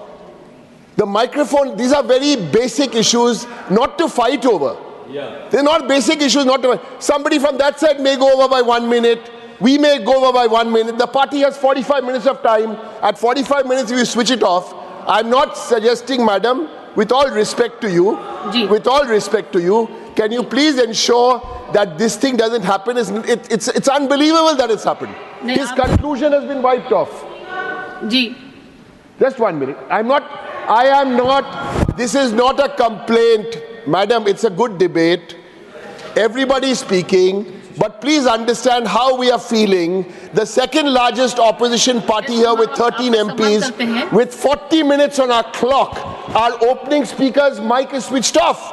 Okay. Somebody has to take care. And my appeal to you, through the chairman, is let's get all the experience we have in this house to make not this happen again. Thank you. Shri Tiruchi Shiva. Thank you, Madam Vice Chairperson.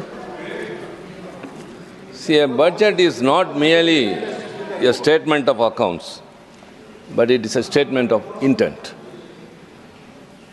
The budget reveals the priorities of the government, and the priorities show the real governance of today. Our Prime Minister has described this budget as a roadmap to Viksit Bharat. Am I right? Viksit Bharat. I don't. No, the word Viksit Bharat means developed India. But the numbers show very well that the path seems only a mirage. There are so many reasons to explain that. For example, the union budget was presented as a proclamation of progress, but conveniently hiding the realities in the ground of stagnant growth, growing inequality, and a sizable demographic dividend slipping off the fingers into a demographic disaster. This government's economic policies have always enriched the privileged few, leaving behind a lot of the section of the people into joblessness, inflation, and shrinking opportunities. We have got many things to say about that. Before that, the finance minister was priced highly by the chairman, that she has presented continuously 8 budgets. But what is the progress? The graph, instead of going up, is dipping down. I would like to recall what all she has told from 2019. In 2019, she, when presenting the budget, was quoting from Purananuru, which is an advice to a Pandya king, Arivudai Nambi. I don't want to take the Tamil and consume my time. In English, it says that a few mounds of rice from paddy that is harvested from a small piece of land would suffice for an elephant. But what if the elephant itself enters the field and starts eating? What it eats would be far lesser than what it would trample over. This is the version of the Honorable Finance Minister quoting Purananuru from Sangam literature. But now we experience that the union government, the elephant, the union government is trampling upon the state's fields which have cherished very much. I will substantiate why I am telling all these things. There are, of course, ample evidences. And second, in 2020, that was in 2019 Purananuru, and in 2020, she quoted Thirukkural. Pini inmai selvam velaivinbam aniyanba naatil vaindu. In English. The country's 5 jewels are unfailing health, farm productivity, joy, good defense, and wealth. Any person who accepts anything in reality will say what is the development today after these budgets presented by her or by this government. Unfailing health, we are treading behind. Farm productivity, why 1 lakh tractors are waiting outside the borders of Delhi? If they are contented and if productivity is more or they are given more, it would not have happened. So also wealth. And 2021, she quoted another Thirukkural. Iyattalum, Eattalum, Kaattalum, Kaatta Vahuttalum, Valladu Arasu. A good king is one who is able to acquire wealth, guard it and distribute it justly. That is it. Of course, you consume, you collect revenues, you guard it, but whether it is distributed justly to all the people equally in this country means no. As I said earlier, it enriched the privileged few and deserted the people who are in this country in the lower rung. That's what my senior colleague, Mr. Chidambaram, told here. When only 1% of this population are enjoying or controlling 22.6% of the income, and wealth is 40.1%. 1% of our population controls 40.1% of wealth and enjoying 22.6% of the income. Whereas the poor people at the bottom level, 50%, they are only getting 15% of the income and 6.4% of the wealth. This is totally disproportionate. Only the finance minister has to explain all these things. And in the 2025, she has said that as the living beings look upon the sky for rains, the citizens look upon the government for good governance. Yes, they are looking upon, but no good governance. These are all mere not allegations. What is happening is partisan approach of this government. For example, if a woman is going to buy some flowers from a woman who is selling on the roadside, she will measure it with her hands. But if the customer is regular and well known to her, you can measure it with your own hands. Because the seller's hand must be small, may be small. Like that, when they have a yardstick, they have a yardstick for the states which are ruled by the ruling party, and they have a smaller yardstick for those states which are ruled by the opposition party. They have to explain that. These are all not just allegations. There are ample evidences. My state, Tamil Nadu, being this a council of states and I represent the state of Tamil Nadu, before going into the larger issues and the greater implications, I have to mention something about my state, what all we are suffering, though we perform very well. The Tamil Nadu government is contributing to the GDP of this country 9.04%. And what we are getting by way of devolution is 4.08%. The 14th Finance Commission recommended for 42% tax devolution. The 15th person for reduced it to 41%, but actually it is only 32%. Even not that. That's what I say. When we contribute 9.04% to the GDP, we are given back only 4.08%. I have no grudges with any other person from the state, except for the way of statistics I have to tell. The Uttar Pradesh government contributes 8.19% to the GDP, but they are getting 17.94% of devolution. What is the rationale. Bihar, please. I say I have no grudges against your state, but what is happening, we have to elucidate. Bihar, GDP contribution is 2.87%, but is getting 10.08%. We give more, not even we get half of it. Why this discrimination? Why this partisan attitude? The finance minister has to enlighten us with the rationale behind this, what I call as victimization or discrimination, just because we are ruling, the opposition are ruling. But despite that, we are doing very well, better than the union government. We can say that with head strong. It's not just a statement. The union government's allocation to education, as again our senior colleague who initiated, the former finance minister, he mentioned about Make in India. In the year 2015, lofty proclamations about Make in India was made by a Prime Minister. At the same time, Make in China was proclaimed in China. And in 2025, the recently elected President of USA, Donald Trump, has said, Make in America. This is in 2025.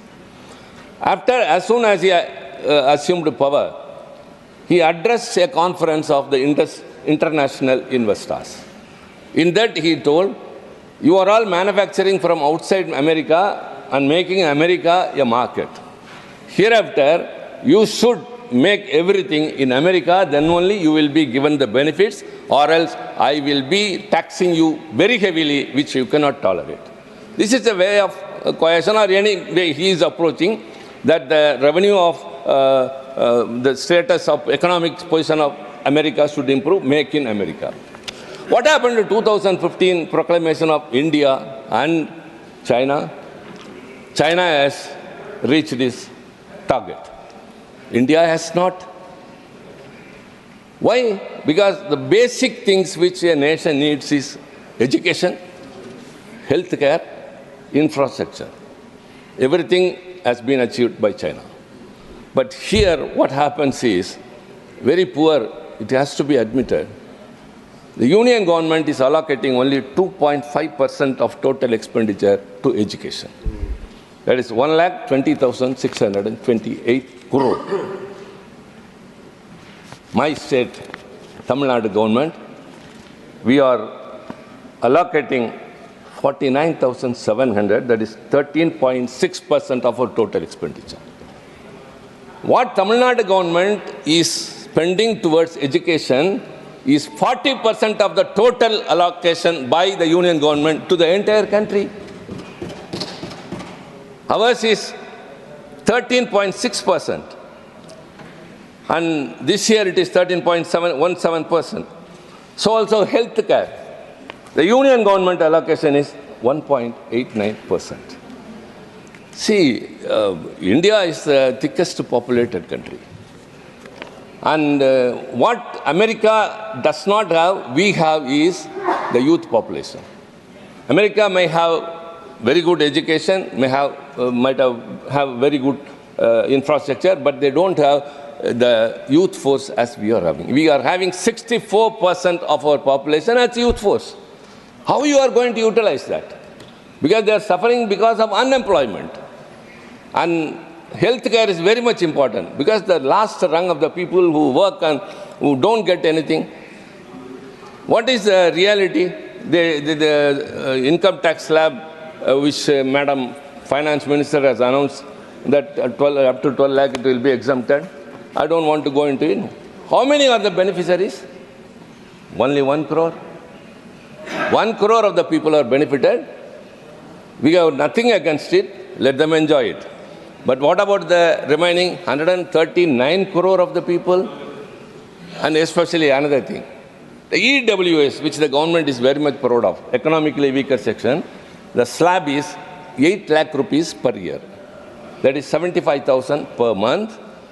And if the residential area they are living is below 1,000 square foot and below 5 acres of land. 5 acres of land, and 1,000 square foot of residential flat or anything which they live, and 8 lakh rupees is the slab for economically weaker section people. Leave that alone. But what does the BPL slab shows? I am not creating anything on my own. All the learned members here know that very well. Those who live in the urban area, if their income is below 37, they come under BPL. And in the rural area, it is 9 rupees. A person who is not able to earn even 1,000 rupees a month is considered as BPL, but a person earning 8 lakh will be considered, that is different. But they need basically education for their children and health care.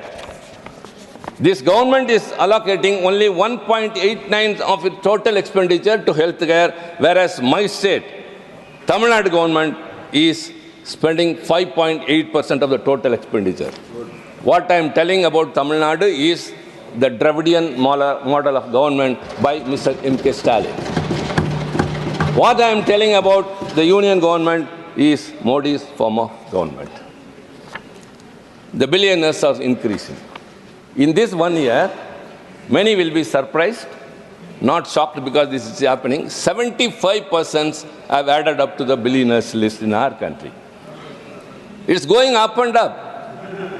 How they are, that means what is happening actually?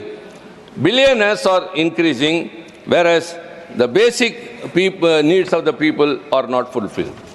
And very important statistics, when I say that,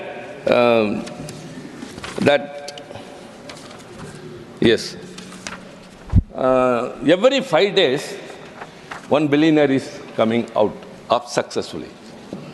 Millionaire or billionaire. Numbers are increasing. Every 5 days, India sees a person becoming a millionaire. At the same time, I have some other statistics. There are two different views. You see a very high building, a millionaire is living on the other side. The rape cases in India, daily average, approximately 87 cases per day. And murder cases, approximately 78 cases per day. Former suicides, approximately 31 cases. I shall come to you. I'll come, my dear brother, Mr. Murugan, I'll come to your point. I know what you are telling. Wait. Thanks you intervened. Thanks you interrupted and I got a point. That's different. Please, I have a very good statistics. Former suicide, approximately 31 cases per day. Unemployment-related suicides, approximately 9 cases per day. Human traffic cases, approximately 6 cases per day. Dalit atrocities, approximately 141 cases per day. Student suicides, approximately 36 cases per day. And cyber crimes, approximately 180 cases per day. There are two different views. One side, the rich are becoming richer. The other side, the poor are becoming poorer. And this is the real stage of this country. And he said that, what about Tamil Nadu? I am telling about Tamil Nadu only. Tamil Nadu is performing so well. See, the national average of enrollment in higher education. See, as you have presented a budget with statistics, I am also speaking on statistics. Enrollment of students in higher education, national average is 27%. And Tamil Nadu is 47%. And what is it we are getting? What is it we are getting? The UGC is used by the union government to suppress the state governments. The colleges, the universities are within the purview of the state, the jurisdiction. The land belongs to the states. The building structures, everything spent by the states. The teachers who are working there, they are also the salaries are given by the government, state government. And the students' concession and everything that is given, scholarship, everything is given by the state government. But the UGC, crossing its jurisdiction, has recently given some guidelines that the vice chancellors of those universities will be selected by a panel headed by the governor of the state and the members appointed by the UGC. What does the state government role has? You have to tell that. See, everything is ours. That is because we are maintaining the government and we are looking after education, though it is in the concurrent list. Our enrollment is 47%, but you want to indirectly bring inside your person by a select committee headed by the governor, who is always against governments which are ruled by state governments. Whatever the people is in need of, if the state government enacts a law, that too also will not be given assent by the governor, and he will act extrajudicial activities, official things. But he will be heading the search committee and the members will be appointed by the UGC. What will happen? There is a stiff opposition, but nobody listens. Why this is happening is, indirectly, the union government is encroaching into the powers of the states. Yes. They are transgressing. They are snatching the powers of the states, each and every manner. This is not the way. Yes. This is not the way for reforming education. Comparatively, wherever you are ruling and wherever all these things are being said, everything is very low, but Tamil Nadu is doing very well, but we are being victimized. In this budget, we had, of course, very sad observation. Our Honorable Finance Minister also belongs to Tamil Nadu. That's why she quoted Purnanuru and Tirukkural. I can also, but I am not in a position, we are only looking at the union government. We feel that we are in the Union of India. We are a state in the Indian Union, but the union government does not recognize us so. You talk much about infrastructure, and we are asking metro projects. As he said, time is ours, and we will adjust. Kindly don't interrupt. The metro projects for Coimbatore and Madurai, which has been demanded by the state government, has not been mentioned in the budget. And so many highways which we have asked for has not found a place in this. And centrally sponsored schemes like Manarega, earlier it was 75-25, now it is 60-40. The state has spent its due share, but the center has not given its share. So also SSA, Service Shiksha Abhiyan. I don't know, the meaning is different. SSA, Service Shiksha Abhiyan. And even in that, the states are not being given the due share from the union. You know why? The states are not implementing the NEP. See, it is the state government's choice whether to accept a policy which is to the convenience of the union government. And we are saying that we have got our own new education policy. We have constituted a committee that would come out. But it says that if you don't adopt NEP, you won't be given your due share. Like UGC says, if the states doesn't abide by the guidelines of the University Grants Commission, the universities cannot award degrees to the students. How strange. Who are there to dictate? Who are there to dictate universities that you can... And surprisingly, ma'am, you yourself will say what is right or wrong. The vice chancellors to be in the universities need not have an academic background. They need not have been a professor, a tutor, an assistant professor or anything. Any person from outside will come and head the university and he will decide the curriculum, he will be getting the colleges. What is it? Authoritarian to the extreme is in every sector. That's why, as I said, UGC, so also the schools are victimized, that we are not entitled to have this SSA due from the center share. So also disaster relief. There were two cyclones, the Fenjam and the Minjam. So two cyclones. Tamil Nadu suffered a lot. And we have been asking for a relief measure of 30,000 crore from the union government. I also raised it during the 0 hour, and at that time, I have received a reply from the Home Ministry saying that the state could give from the SDRF. It is beyond that. It exceeds the SDRF limits. And what is the NDRF is for? They give only lame excuses. Members from all the parties with conscience tell us, we asked for 30,000 crore rupees, but we were given only 267 crore. What is it? We have to undertake so many things that have been damaged during the cyclone. Infrastructure. People have to be brought back to normalcy. For that, the states are spending, whereas the union government stays off and say, we don't have anything. So in this way, disaster relief is not being compensated properly. The SSA, we are being victimized. The Manarega scheme, we don't get what we want. The road projects which we ask, we are not getting. And also, the devolution of taxes is also not in the due manner or rational manner to my state. Ma'am, what is happening in my country? As I said earlier, at one side it is very much we see richer people, on the other side. Very important ministry is the MSME.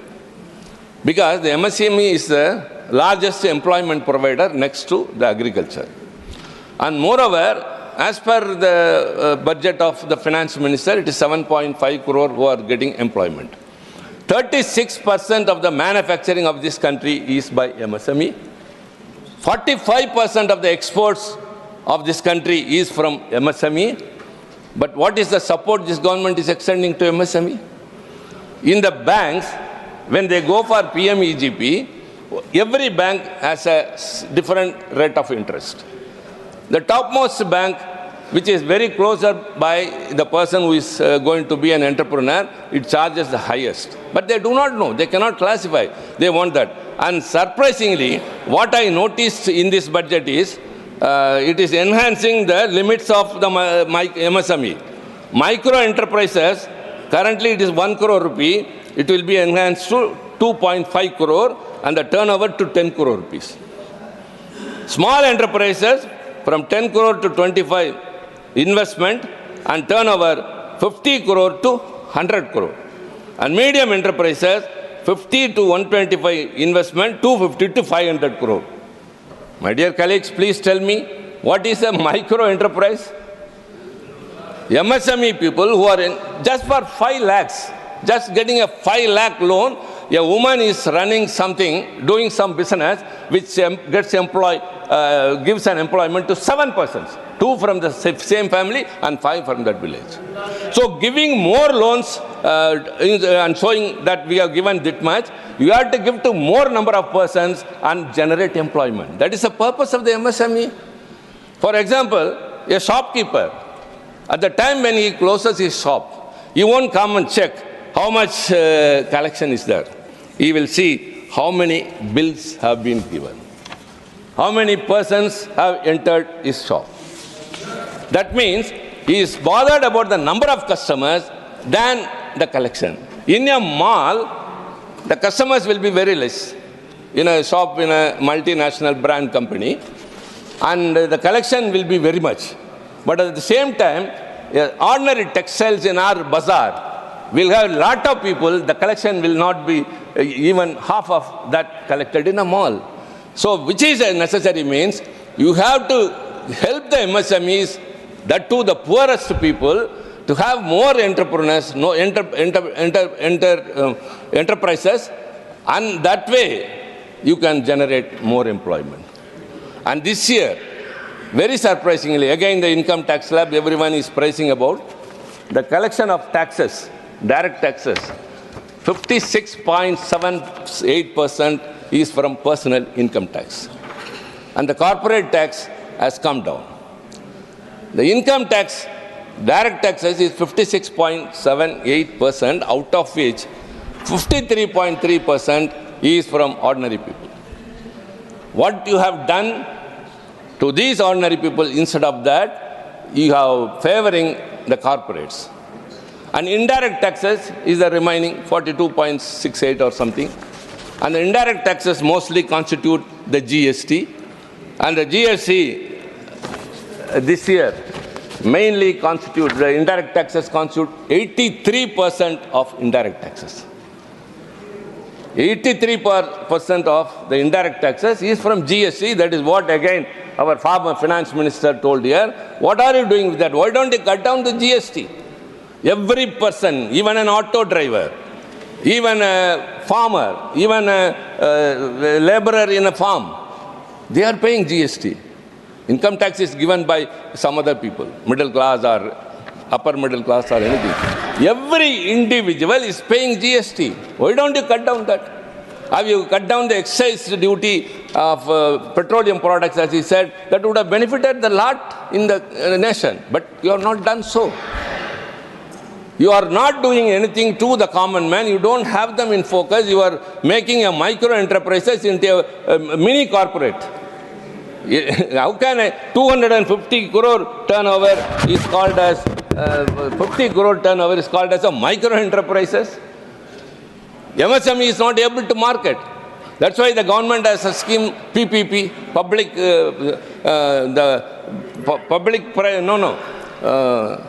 the public sectors have to procure from the MSMEs.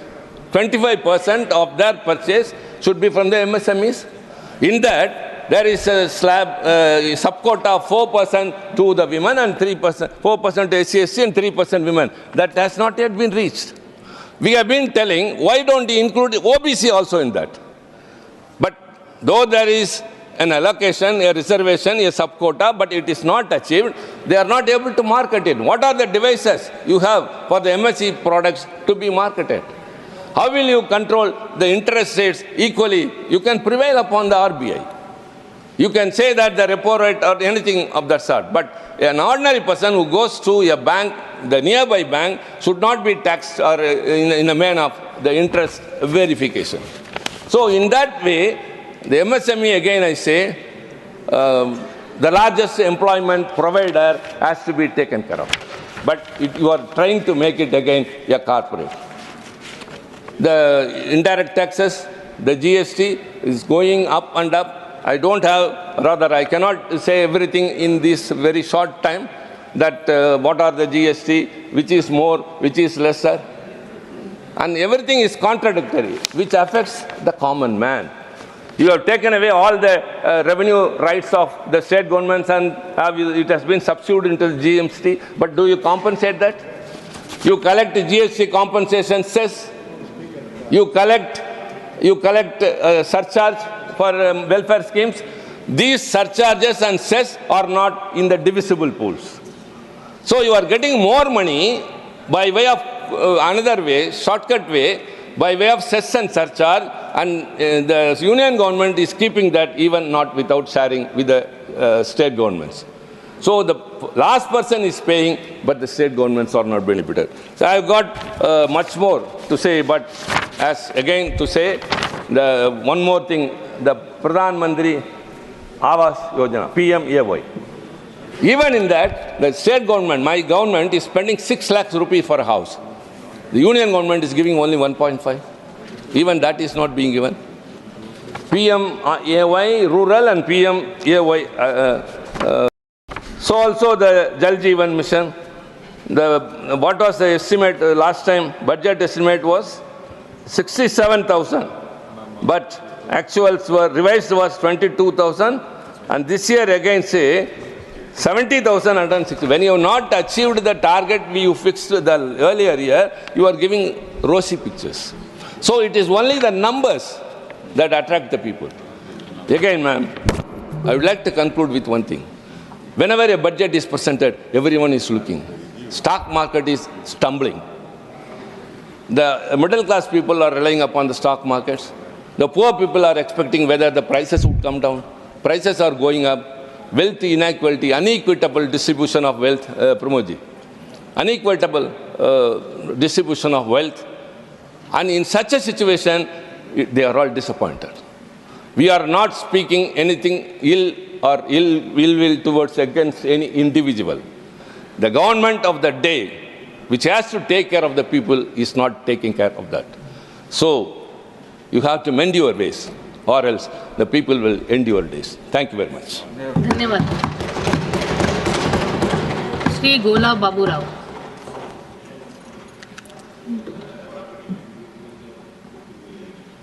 Thank you very much, Srimati Deputy Chairman Madam.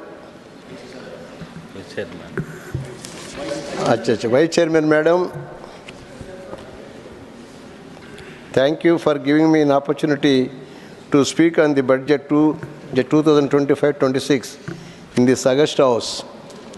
I also thank my party, YSRCP, President and former Chief Minister of Andhra Pradesh, Sri Jagannath Reddy Garu, for giving me the opportunity to speak on the important subject on the Union budget. I congratulate Honorable Finance Minister for presenting the budget successfully for 8 years continuously. Budgetary, in fact, before I go into the details, I was given only 8 minutes time. As our seniors gave a lot of really weaknesses in the budget, I too endorse with the senior members what all they spoke about the reality in the budget. But in Telugu, there is one sentence, Kondariki Khedam, Kondariki Modam. Modam is for the privileged sections. Khedam is for unprivileged sections. This budget from each and every point has deceived the poorer sections and the vulnerable sections. I will go through only 5-6 subjects. The budgetary allocations are fuel for the governance of the country. Everything is dependent on better financial allocation and optimal utilization of financial resources. Total expenditure 25-26 is expected to 50,65,345 crore in 2025-26, which is an increase of 7.4 over the revised estimate of 24-25. Out of this 16 lakhs, 21,899 crores is proposed to be spent on central sector schemes, which is 7.2% increase over the revised estimate of 24-25. And 5,41,850 crores is proposed to be spent on centrally sponsored schemes, which is 30.5% over the revised estimate.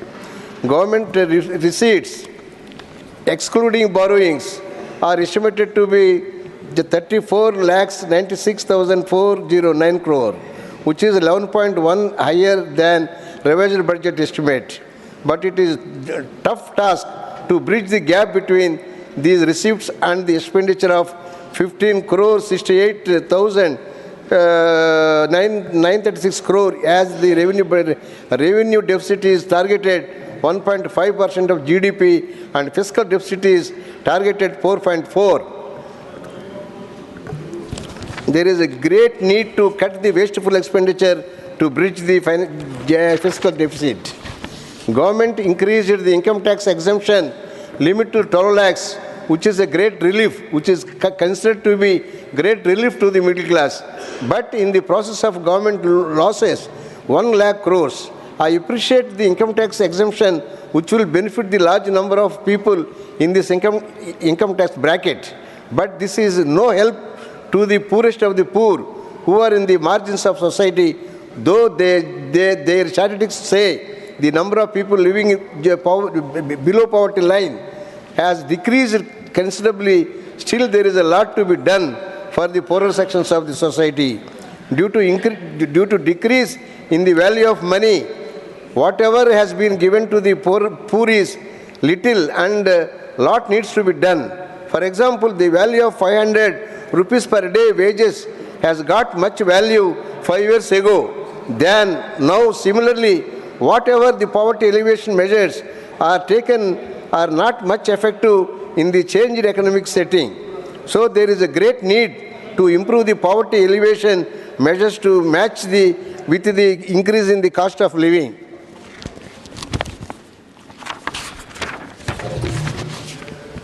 Similarly, the inflation continues to make much impact on our day-to-day life, especially household budgets, making essential commodities, fuel, transport, and healthcare more expensive. So a lot more needs to be done to address the basic economic problems facing the citizens, especially the weaker sections of the society. Allocation towards Manrega and PM Kisan remained as the same as the revised estimates for the 24-25, despite the fact that rural distress has been increased. Government would have increased the allocation for Manrega and PM Kisan as it remained the same since 24 budget estimates. The importance of these two schemes are well known to the government, as majority of poor and unemployed are dependent on these two programs for their livelihood. These two programs need to be given higher allocation, at least in the future. Ministry, the allocation towards rural development is estimated to increase by 14,527 crore, 8.3% to 1,90,406 crore in 25-26. The program for the welfare of women and children have been allocated the 5,65,161 crore 25-26, an increase of 18.5% over the revised estimate 24-25. These allocations include programs being implemented across all ministries.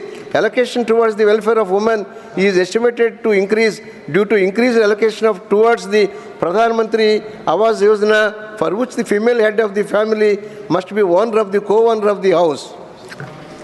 The allocation towards the welfare of children is estimated to increase due to higher allocation towards the school education under Samagra Shiksha Yojana. The allocation for scheduled castes has to increase due to increased allocation under National Rural Livelihoods Mission. New scheme for the first time, SC/ST women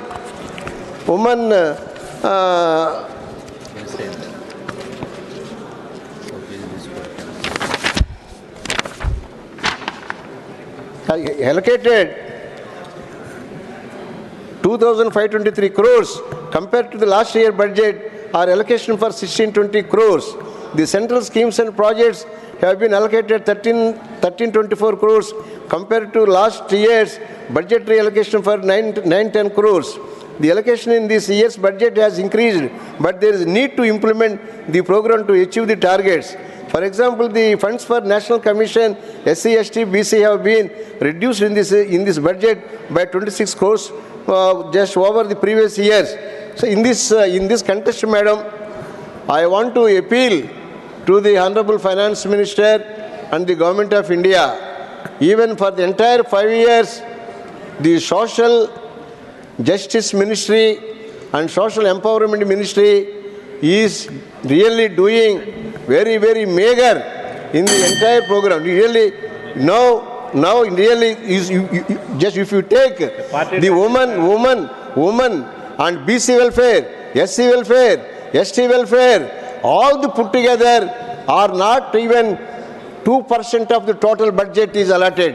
It is most unfortunate. What I feel strongly, but we just instead of making Social Justice Ministry, we are making Social Injustice Ministry. This is my personal feeling about the budget. Now, we all were studied in the social welfare hostels when we were studying. So many facilities were there. Now, in this at least for 5 years, no scholarships. No, at least National SC Development Corporation, no funds. National BC Development Corporation, no funds. Or even for Women Corporation, no funds. How can they at least increase their standard of living? This is really most unfortunate. I request the Honorable Finance Minister, Honorable Prime Minister to look into this deficit. That's why I request, once again, I request the Augusta House to really think over the real deceiving to the poor people of our nation. Now, entire budget stands only for the just 90% people are poor, but the entire budget is going for rich people. Now, for example, I'll tell you one example, madam. Even in my state, Andhra Pradesh, our former chief minister has allotted 275 crores for the poor people, BCs, SCs, STs, minorities, for all the people.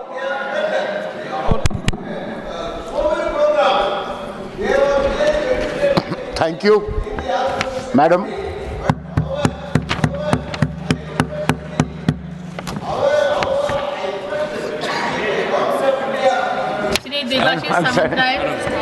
I start with the key shortcomings in this budget. Number 1 point, limited focus on wage growth. While there are mentions of employment generation and skilling initiatives, there is no clear plan to increase minimum wages or improve labor conditions.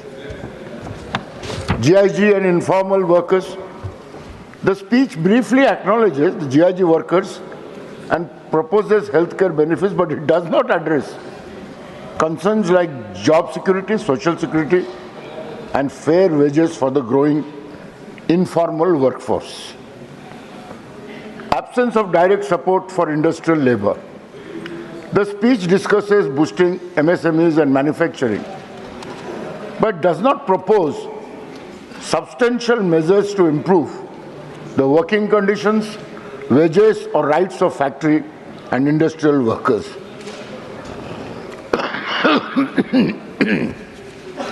Housing and social welfare gaps. While SWAMIH Fund 2 is introduced to address housing concerns, it primarily targets middle-income housing rather than affordable housing solutions for the low-income workers. Lack of direct cash transfers or subsidies. Unlike previous budget, this one does not propose new or expanded direct financial support for low-income workers to counter inflation and rising living costs. Coming straight to the state of Odisha, sad, with concern, I highlight the persistent neglect of Odisha by successive governments at the center. This budget, which was expected to bring inclusive growth, has once again failed to address the pressing issues faced by the people of Odisha. I would call it a double betrayal. They came to power and said that now Odisha has a double engine. But I fail to understand this double engine has failed in Delhi as well as in Bhubaneswar.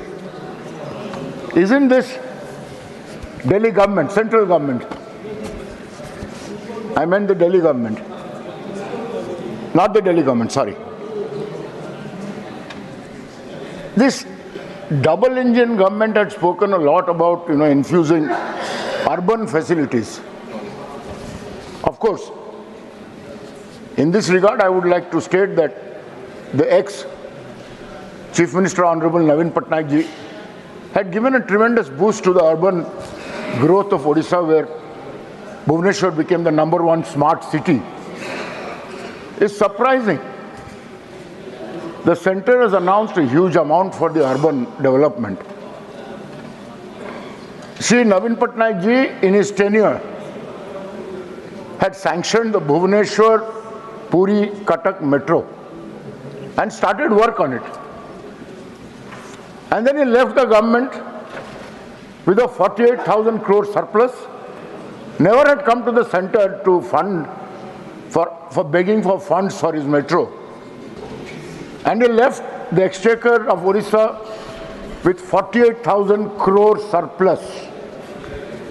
Neither will ever the metro of Bhubaneswar see the day, or it was just shelved. There's no clarity about it by the finance minister. He left 48,000 crores. What have they done? The so-called main engine in Delhi hasn't funded Odisha after they have won got 20 seats, that's why Modi 3 is here. This fund has been spent on some promises which were made in the manifesto of the BJP. They spend for giving the MSP some 5-10,000 crores, for Subhadra Yojana some 20,000 crores. And to change the color of Odisha into saffron, they have spent 2,000 crores. It's a disappointing budget that ignores the common man. The budget attempts to shine in the surface, but beneath that shine lies disappointment. It has failed to address the concerns of the common man. Rising unemployment, soaring prices and inflation, worsening poverty levels, lack of investment in health and education. There has been an attempt to window dress the budget, but it falls far short of what the people of this country, especially Odisha, deserve. No measures so far to control inflation. Not a word by the finance minister how this inflation is going to be controlled. While the finance minister has announced tax relief of up to 12 lakh, what about the rural poor, daily wage workers and tribal communities who are struggling under price rise? Inflation remains unchecked. Take the case of Kendu leaf workers, a major livelihood source for lakhs of tribal women. They are forced to pay 18% GST on Kendu leaf. In this, the way to support the most marginalized communities. We have been repeatedly asking for special category status. Other states are receiving special funds because of this government's political compulsions. Bihar has been given a substantial amount. That's not my concern. Let Bihar get. Odisha contributes significantly to the divisible pool of taxes. Yet it does not receive its fair share. Due to this, we are losing vital funds that could have boosted infrastructure, strengthened welfare schemes, accelerated income growth. This is nothing short of economic injustice. Exploitation of Odisha's natural resources, the rich minerals we have, the center is the authority of this major minerals. Mineral royalties and auctions. The center auctions Odisha's mineral blocks, but the state gets an unfair share of the revenue. Coal block auction. Odisha was promised 70,000 crores, but Odisha received a meager 370 crores. What happened to the coal blocks being auctioned and what happened to that money? I hope the finance minister will keep a reply regarding this. This is an unjust burden on states like Odisha, which are already struggling with fund shortages. The Finance Commission must take these commitments into account. The historical neglect of Odisha's infrastructure, railways. They earn a whopping 25,000 crore annually, and they have allotted 10,000 crore only to Odisha. Key railway projects like the Bhubaneswar station. सदस्य आपका time खत्म हो गया है और एक half a minute सबको दिया गया ज्यादा टाइम मेरे को क्यों रोक रहे हैं? हाँ बोलिए। अरे भाई आप लोग इतने टाइम लिए तभी तो कंप्लेन नहीं कर रहे हो। 30 seconds. Odisha's rail density is much lower than neighboring states like West Bengal, Jharkhand and Chhattisgarh. Key railway projects are pending. बोल तो रहा हूं कुछ तो दे नहीं रहे, किसी को भी नहीं दे रहे, केरला को क्या दिए?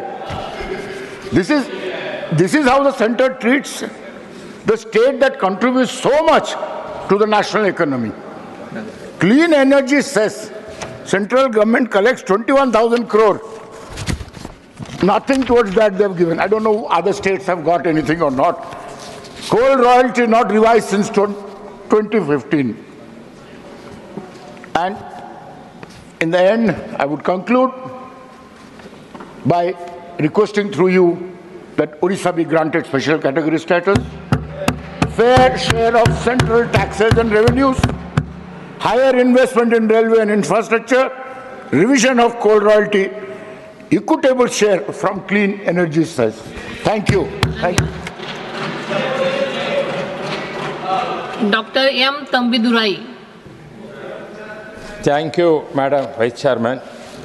On behalf of AIADMK party, on behalf of my leader, my party, Thirudapadi Palaniswamy, I rise to participate in the discussion on the Union Budget 2025-26 presented by the Honorable Finance Minister. Madam, I want to mention certain points which my leader, Thirudapadi Palaniswamy, observed about this budget.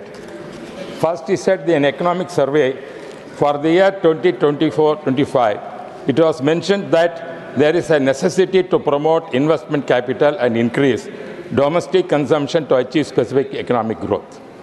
It was expected that the budget for 2025-20 would include plans for focusing on the poor, women, farmers and youth, but we are missing that. At the same time, we have to, my leader, Thirudapadi Palaniswamy, observed that he is welcoming the changes made in the custom duty to promote domestic production. And also, income tax limits have been changed, which is also welcome. While, Madam, as my other colleagues spoke from Tamil Nadu, we are also disappointed the allocation not made more for Tamil Nadu. While Bihar has got more schemes, state like Tamil Nadu did not get any major schemes or proposed in this budget. Tamil Nadu is water deficit state.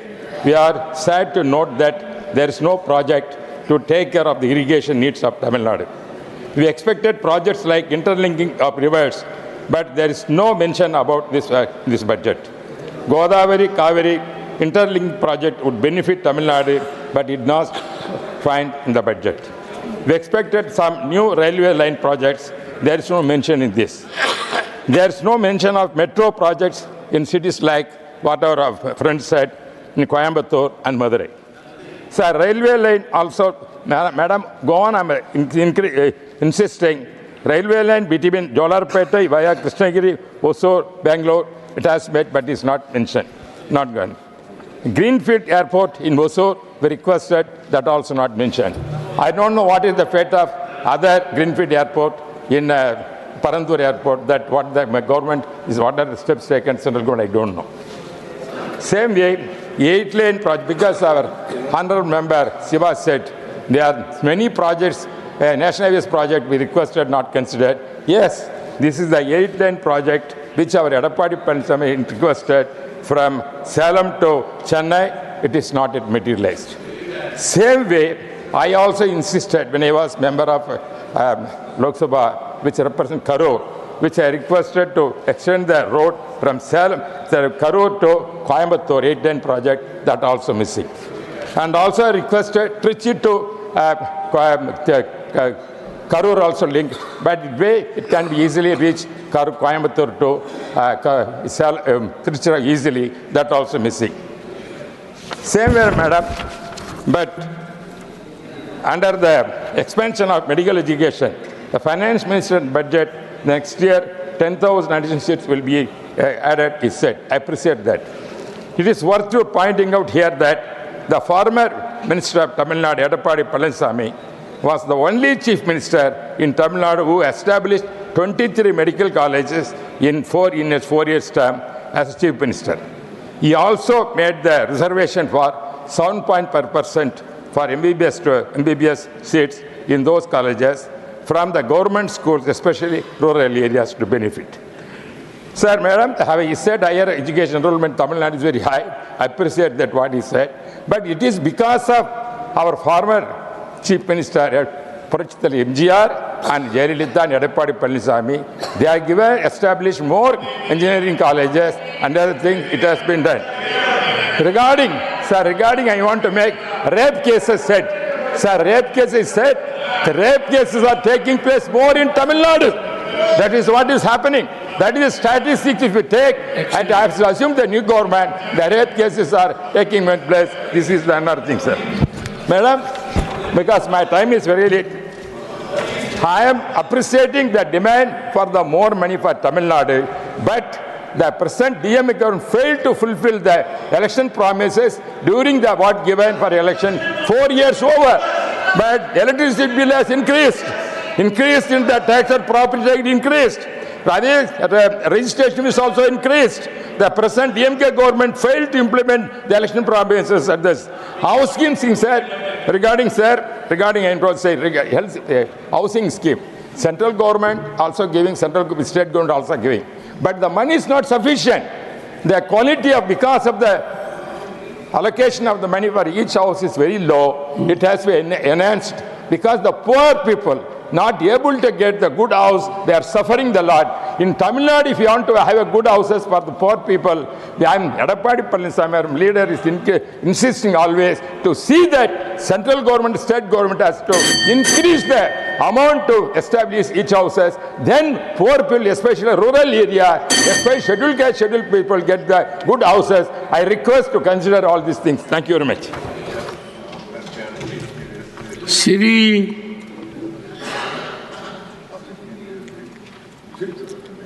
Ramji Lalji Suman. Ramji Lalji, 5 minutes. Before that, honorable members, I have included the names of Shri Rajiv Shukla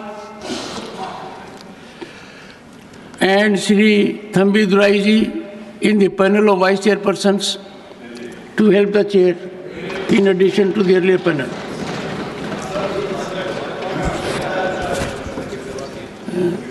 सभापति जी,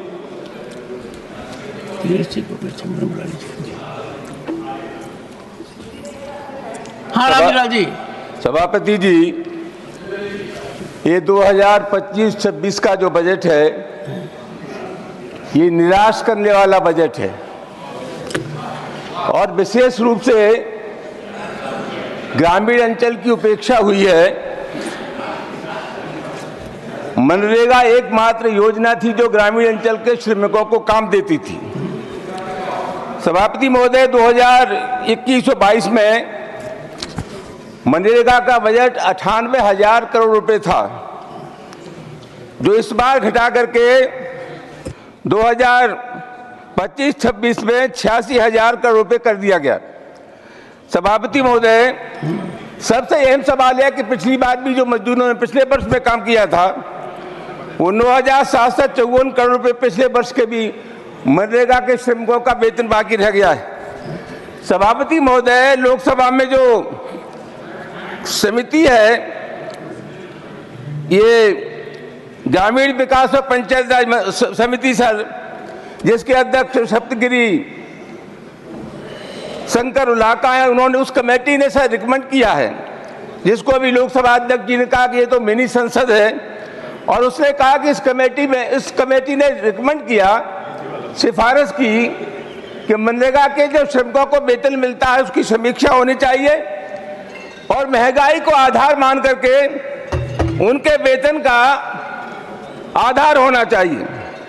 सभापति महोदय, ये सरकार 5 kilo अनाज तो लोगों को दे रही है, लेकिन रोजगार देने के लिए तैयार नहीं है। और मैं आपके मार्फत निवेदन करना चाहूंगा कि 2022 और 24 के बीच में 1,55,00,000 श्रमिकों के नाम काट दिए गए हैं। इनके नाम काटने से पहले ये समीक्षा होनी चाहिए थी महोदय कि इनके नाम न काटने पड़े और श्रमिकों को बराबर रोजगार मिलता रहे। सरकार ने संसद के एक जवाब में खुद स्वीकार किया है कि पिछले 10 वर्षों में 50,000 सूक्ष्म, लघु और मध्यम उद्योग बंद हुए हैं और 3,17,641 लोगों की नौकरियां खत्म हुई हैं। सभापति महोदय, आज भारत सरकार पर 712 अरब डॉलर विदेशी कर्जा है और हर व्यक्ति पर हिंदुस्तान में $5 यानी 430 रुपए का कर्जा है। सभापति महोदय, हमारे देश में जितनी विदेशी मुद्रा हमारे पास है, उससे ज्यादा विदेशी कर्जा हमारे ऊपर है।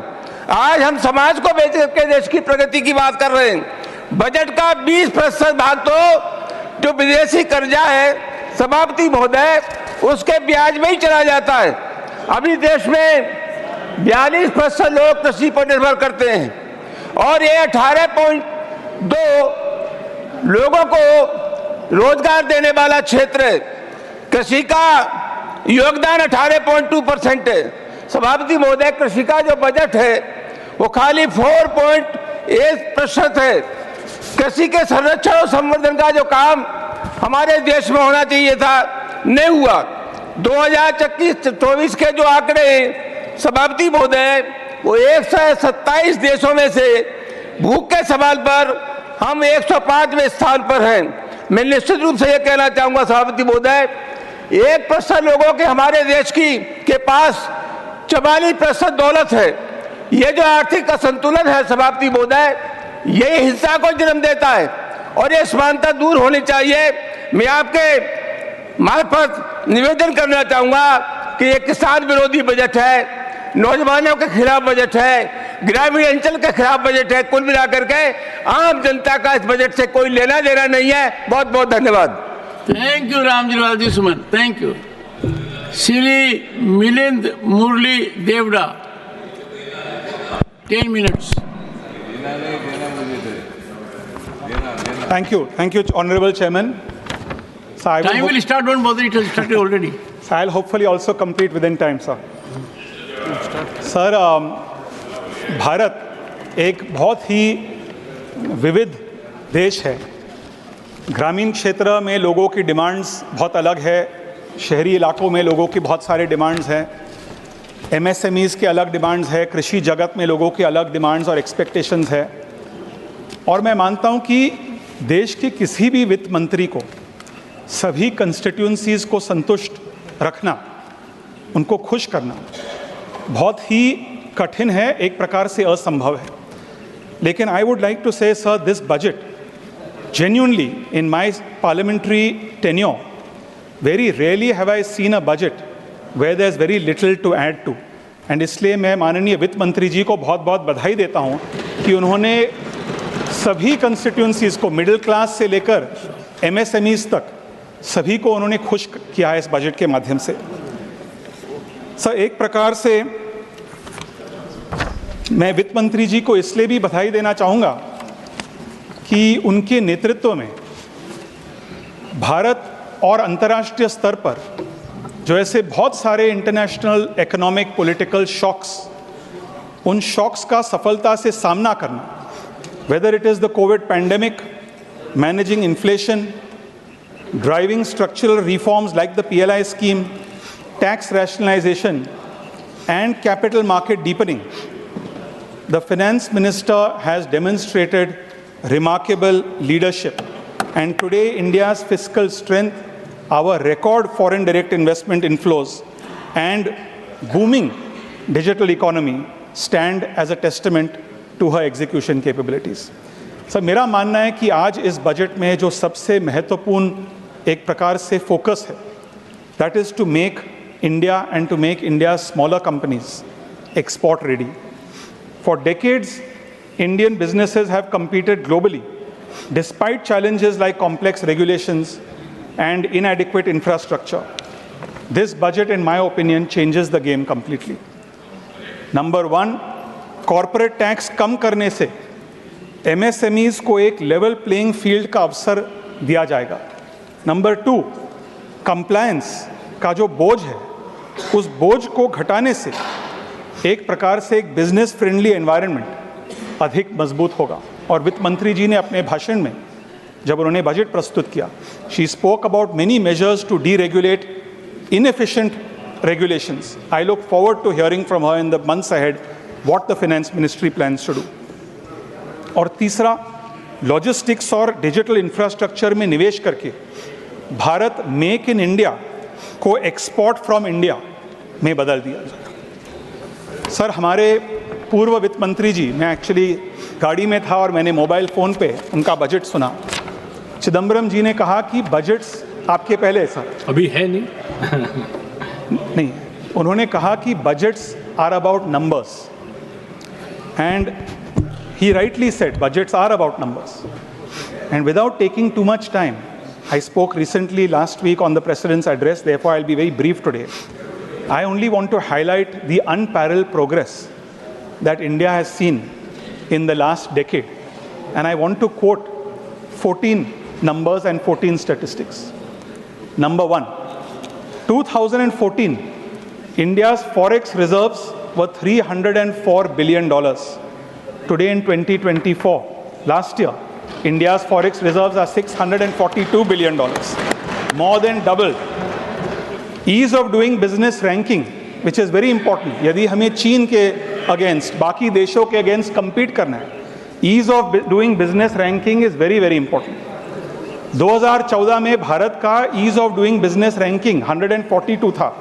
2024 में भारत की ease of doing business ranking 63 है. It has come down by more than half. FDI and manufacturing. कुछ लोगों ने कहा कि PLI schemes are not working. Manufacturing में इन्वेस्टमेंट कहाँ आ रही? मैं उनका ध्यान इस स्टैटिस्टिक्स की ओर आकर्षित करना चाहूँगा. 2004 से लेकर 2014 तक 10 वर्षों में foreign direct investment in manufacturing was $98 billion. 2014 से लेकर 2024 तक foreign direct investment in manufacturing $165 billion. Internet connections 2014 में केवल 25 करोड़ इंटरनेट कनेक्शंस हुआ करते थे हमारे देश में. आज हम गर्व से कह सकते हैं कि 2024 में 97 करोड़ इंटरनेट कनेक्शंस है, increase of 4 times. UPI transactions, मैंने एक ही स्टैटिस्टिक्स को मैं रिपीट कर रहा हूं जो मैंने पिछले भाषण में भी कहा. यूपीआई ट्रांजैक्शंस 2016 में, दिसंबर 2016 केवल एक महीने में 7 billion UPI transactions took place.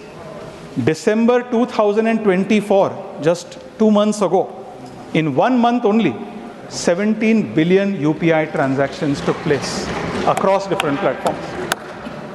परमाणु ऊर्जा क्षमता, जो आज वित्त मंत्री ने कहा कि न्यूक्लियर एनर्जी को सरकार अनलीश करना चाहती, मैं इसका तहे दिल से स्वागत करना चाहूँगा. परमाणु ऊर्जा क्षमता 2014 में 4,780 मेगावाट्स, 2024 8,180 मेगावाट्स. मोबाइल फोन उत्पादन 2014 में केवल 2 फैक्ट्रीज हुआ करते थे. आज 2024 में भारत दुनिया में दूसरा सबसे बड़ा मोबाइल मैन्युफैक्चरिंग देश है. एक्सपोर्ट्स 2013-14 में भारतीय एक्सपोर्ट्स $466 बिलियन हुआ करती थी. आज 2023-24 में $777 बिलियन की एक्सपोर्ट्स हो रही है. Medical colleges, which affects the common person. There were only 387 medical colleges in 2014, of which 7 were AIIMS. In 2024, there are 660 medical colleges, of which 23 are AIIMS. That's more than a 3-time increase.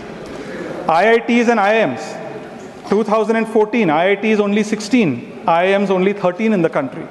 Today in 2024, 23 IITs and 21 IIMs. The biggest statistic in my opinion, जब हम infrastructure की बात करते हैं, airports. 10 साल पहले भारत में केवल 74 एयरपोर्ट्स थे. आज 2024 में 157 एयरपोर्ट्स हमारे देश में हैं, more than double. Multi dimensional poverty, multi dimensional जो गरीबी है, 2013-14 29.17%, 22-23 11.28%. जन धन खाते 2014 केवल 15 करोड़ अकाउंट्स, आज 2024 में 50 crore accounts, more than 3 times of an increase. Renewable energy capacity 2014 76 gigawatts, 2024 203 gigawatts, 3 times. So I welcome the former finance minister's remarks. Budgets are about numbers. These are numbers I've highlighted to show what progress has been made in the last 10 years. Sir, one last point I would like to make. In fact, the former finance minister, my friends from the Congress can correct me if I'm wrong, but I think in '97, when he presented his budget, he made a famous, he quoted, he said, the world does not wait for those who hesitate. He also praised Dr. Manmohan Singh. मैंने भी अपने president address में doctor Manmohan Singh ji की प्रशंसा की. To be fair to Dr. Singh, he never hesitated when UPA was in power, nor was he in two minds or confused sometimes. Unfortunately, there were elements in his government who were hesitant about taking India forward. And because of that, unfortunately, India lost a decade of progress. Today, one of the biggest reasons that India has progressed, is progressing, and is able to withstand the global shocks that the world is throwing at us, is because of the decisive leadership of Prime Minister Narendra Modi ji, where there is no ambiguity that to grow the country, to solve the problem of inequality, we have to have aggressive economic growth. So with these words, I once again praise the Finance Minister for an outstanding budget. Thank you very much. धन्यवाद. आपने समय से समाप्त किया. बहुत अच्छे शब्दों में पूरा विवरण आपने दिया. धन्यवाद. श्री जोश के मणि.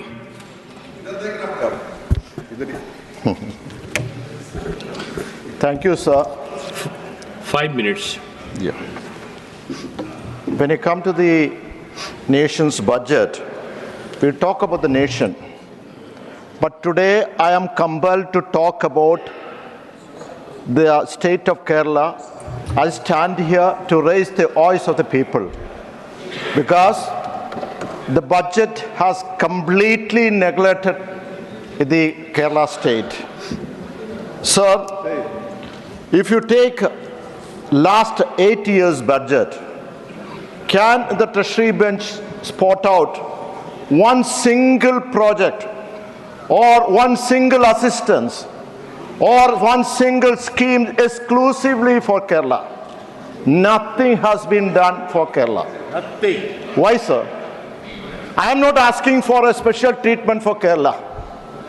I am asking only what is fair. As you know, Kerala is a shining example in the growth, in the growth of education, healthcare, and also tourism and more. And also we have earned our place in the India's growth map. In the case of human development, we are much higher than some of the nearby or some of the states in the country. But then, why we are being neglected? One of the state ministers in the center ministers was saying, he was commenting, the Kerala, if you want assistance, you must deteriorate the development and we'll give you money. It is not that. But I'll tell you what is the reason. The reason is that BJP do not envisage any political gain in Kerala, sir. Sir, out of the 25 lakh crores for the allocation of all the states, the Kerala has requested for 40,000 crores. And what has been given to Kerala? It is nil. It is zero. Now, if you take about Wayanad, sir, in the devastating landslide, the national TV, everyone, it was when the house was in session. I remember lots of people, about 375 people lost their life. Thousands of people have lost their homes, their dear ones. The Honorable Prime Minister came to Wayanad and visited. Thank you. And he visited the camps, got hold of all the people inside the camp, got a little child, a boy, about 12 years, got close to his arms and said, don't worry, we'll take care of it, all the people over here. We'll give you assistance. And what he has given, allotted. So many months have lapsed, but not even a single pie has been allotted. We've been talking about aims.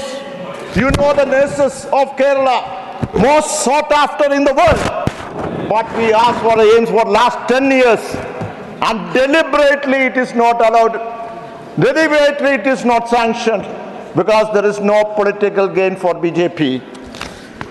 Another thing, mainly because now we talk about rubber. I think in the Lok Sabha, for 10 years I've been speaking. And here also, I've been speaking about the rubber. The Kerala economy revolves around the price of rubber. The rubber price is 10 years back, it was 240 rupees. Now it has come down the lowest during the years like 140 per kilo. Why it was so? Because the inordinate or uncontrolled import of natural rubber. Now, let's be you are supporting, or it is done for the tire manufacturer. Let it be like that. But why the import duty is being done? It is to protect the rubber growers, isn't it? So last 5 years, actually the government has earned about 5,000 crores as per the import duty. That import duty is not the revenue of the central government. It is the sweat and toil of the farmers of Kerala, because 75% of the production is from Kerala. So I request, we have a scheme in Kerala, sir, a beautiful scheme, maybe one of the best in Kerala, sir. That is a minimum support price of 180 rupees. The price goes below 180, they will compensate. So I request the government of India to give 75% of the money to the rubber incentive scheme, sir. One more thing, sir, the NRIs. As you know, the NRIs, this last one point, sir. Thank you. India received estimate of 129 billion worth of remittance, the highest ever the country in a year, sir. But the budget is a slap on the non-residents Indians all over the world by introducing a oppressive tax regime of NRIs under the guise of global financial transparency, sir. Everywhere, if you look at Kerala, it is a slap by the center to the Kerala, because there is no political gain, sir. It is unfair. Please. अपनी बात को पूरा कीजिए। Next Shri Virendra Prasad Vysya, AGP, 10 minutes. Thank you, Chairman, sir, for allowing me to speak on the Union budget. I raised here to speak on the budget on behalf of my party, Assam Gana Parishad, and on behalf of our party president, Atul Bora. Sir, this budget, yes, this budget is for the economic growth of the country. This budget is a farmer-friendly budget, sir. This budget is the poor and middle-class people of our country, sir. Sir, I am delighted to say the budget is also for development of the northeastern region of our country, sir, including Assam, sir. So for development, 4 engines is required: agriculture sector, MSME sector, investment sector, and export sector. Our government has given topmost priority in our agriculture sector, including the farmers' welfare and including rise the income of the farmers of our country, sir.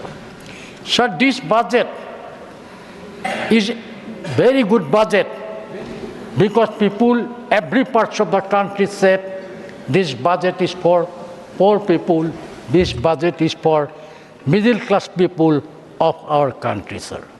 In her budget speech, our finance minister have given tax holiday for the up to 12 lakhs rupees, which will be helpful for the middle class and poor people of our country.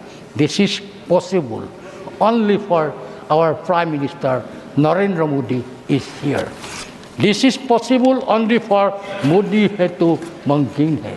Sir, this budget is given more important structure, capital development, capital expenditure, more than 1121 crore is going to invest in our capital expenditure, which is 3% of our GDP, sir. So capital expenditure means, sir, it will create new airport, new railway line, new industry, new port. It means money will be coming to the market very large way. It means capital expenditure is going to expand in our country, and equally it means it will be helpful for job creation of our country, sir. So I must compliment Honorable Minister Nirmala Sitharaman. Equally, I like to compliment our Honorable Prime Minister for his wonderful guidance, sir. So this budget, a historic budget for Northeastern region, sir. In his budget proposal, Railway Ministry has proposed to invest for the infrastructure develop railway connectivity with Northeastern region. He has proposed near about 11,000 crore for the railway, improve the railway connectivity in our Northeastern region, sir, which will include, there will be 92 railway stations will be transferred out of Amrit Bharat station, and entire Assam network, railway network will be covered by electricity. This is the historic announcement of the Railway Minister. I welcome it. For the first time, Railway Minister is going to introduce near about 11,000 crore for the development of the Northeastern region. And this is the first time, last more than 40 years, we are fighting for electricity connectivity, our railway track, and Railway Minister announced by 2025, all the railway track will be connected with the electricity, sir. Sir, with due respect to our former Prime Minister, Dr. Manmohan Singh ji, I like to say one thing, sir. Dr. Singh is a great economics. He was from Assam, sir. Our fertilizer minister was from Assam, sir. And last more than 30 years, sir, 40 years, we are speaking about the Namrup fertilizer company, sir. Sir, can you imagine the fertilizer company was independent before 1960, sir. Now, this budget has given proposal to set up urea production in our state. There will be urea industry in Namrup annually, which is going to produce 12.7 million metric tons, sir. It's a historic decision, sir, because Namrup fertilizer has played very important role our socio-economic development Assam and Northeastern region, sir. Namrup fertilizer has played very important role for our the growing of tea industry of our country, sir. But last several years we are fighting, we are not getting justice. Nobody is look after us, nobody is doing for us.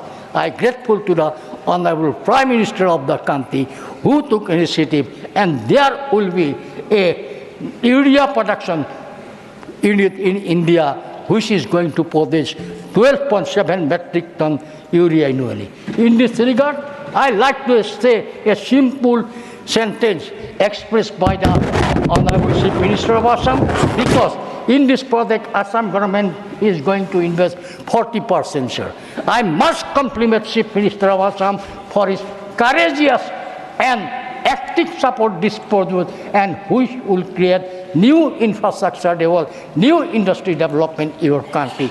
Dr. Hemanta Biswa Sarma said, starter of the after semiconductor in Jagirur, Assam, in the state, the new urea production facility will be a game changer for the entire Northeastern region, and described this is a historic decision for Assam. Yes, sir, this decision is a historic decision for Assam, sir, because this industry will be the game changer for the development of our Northeastern region, because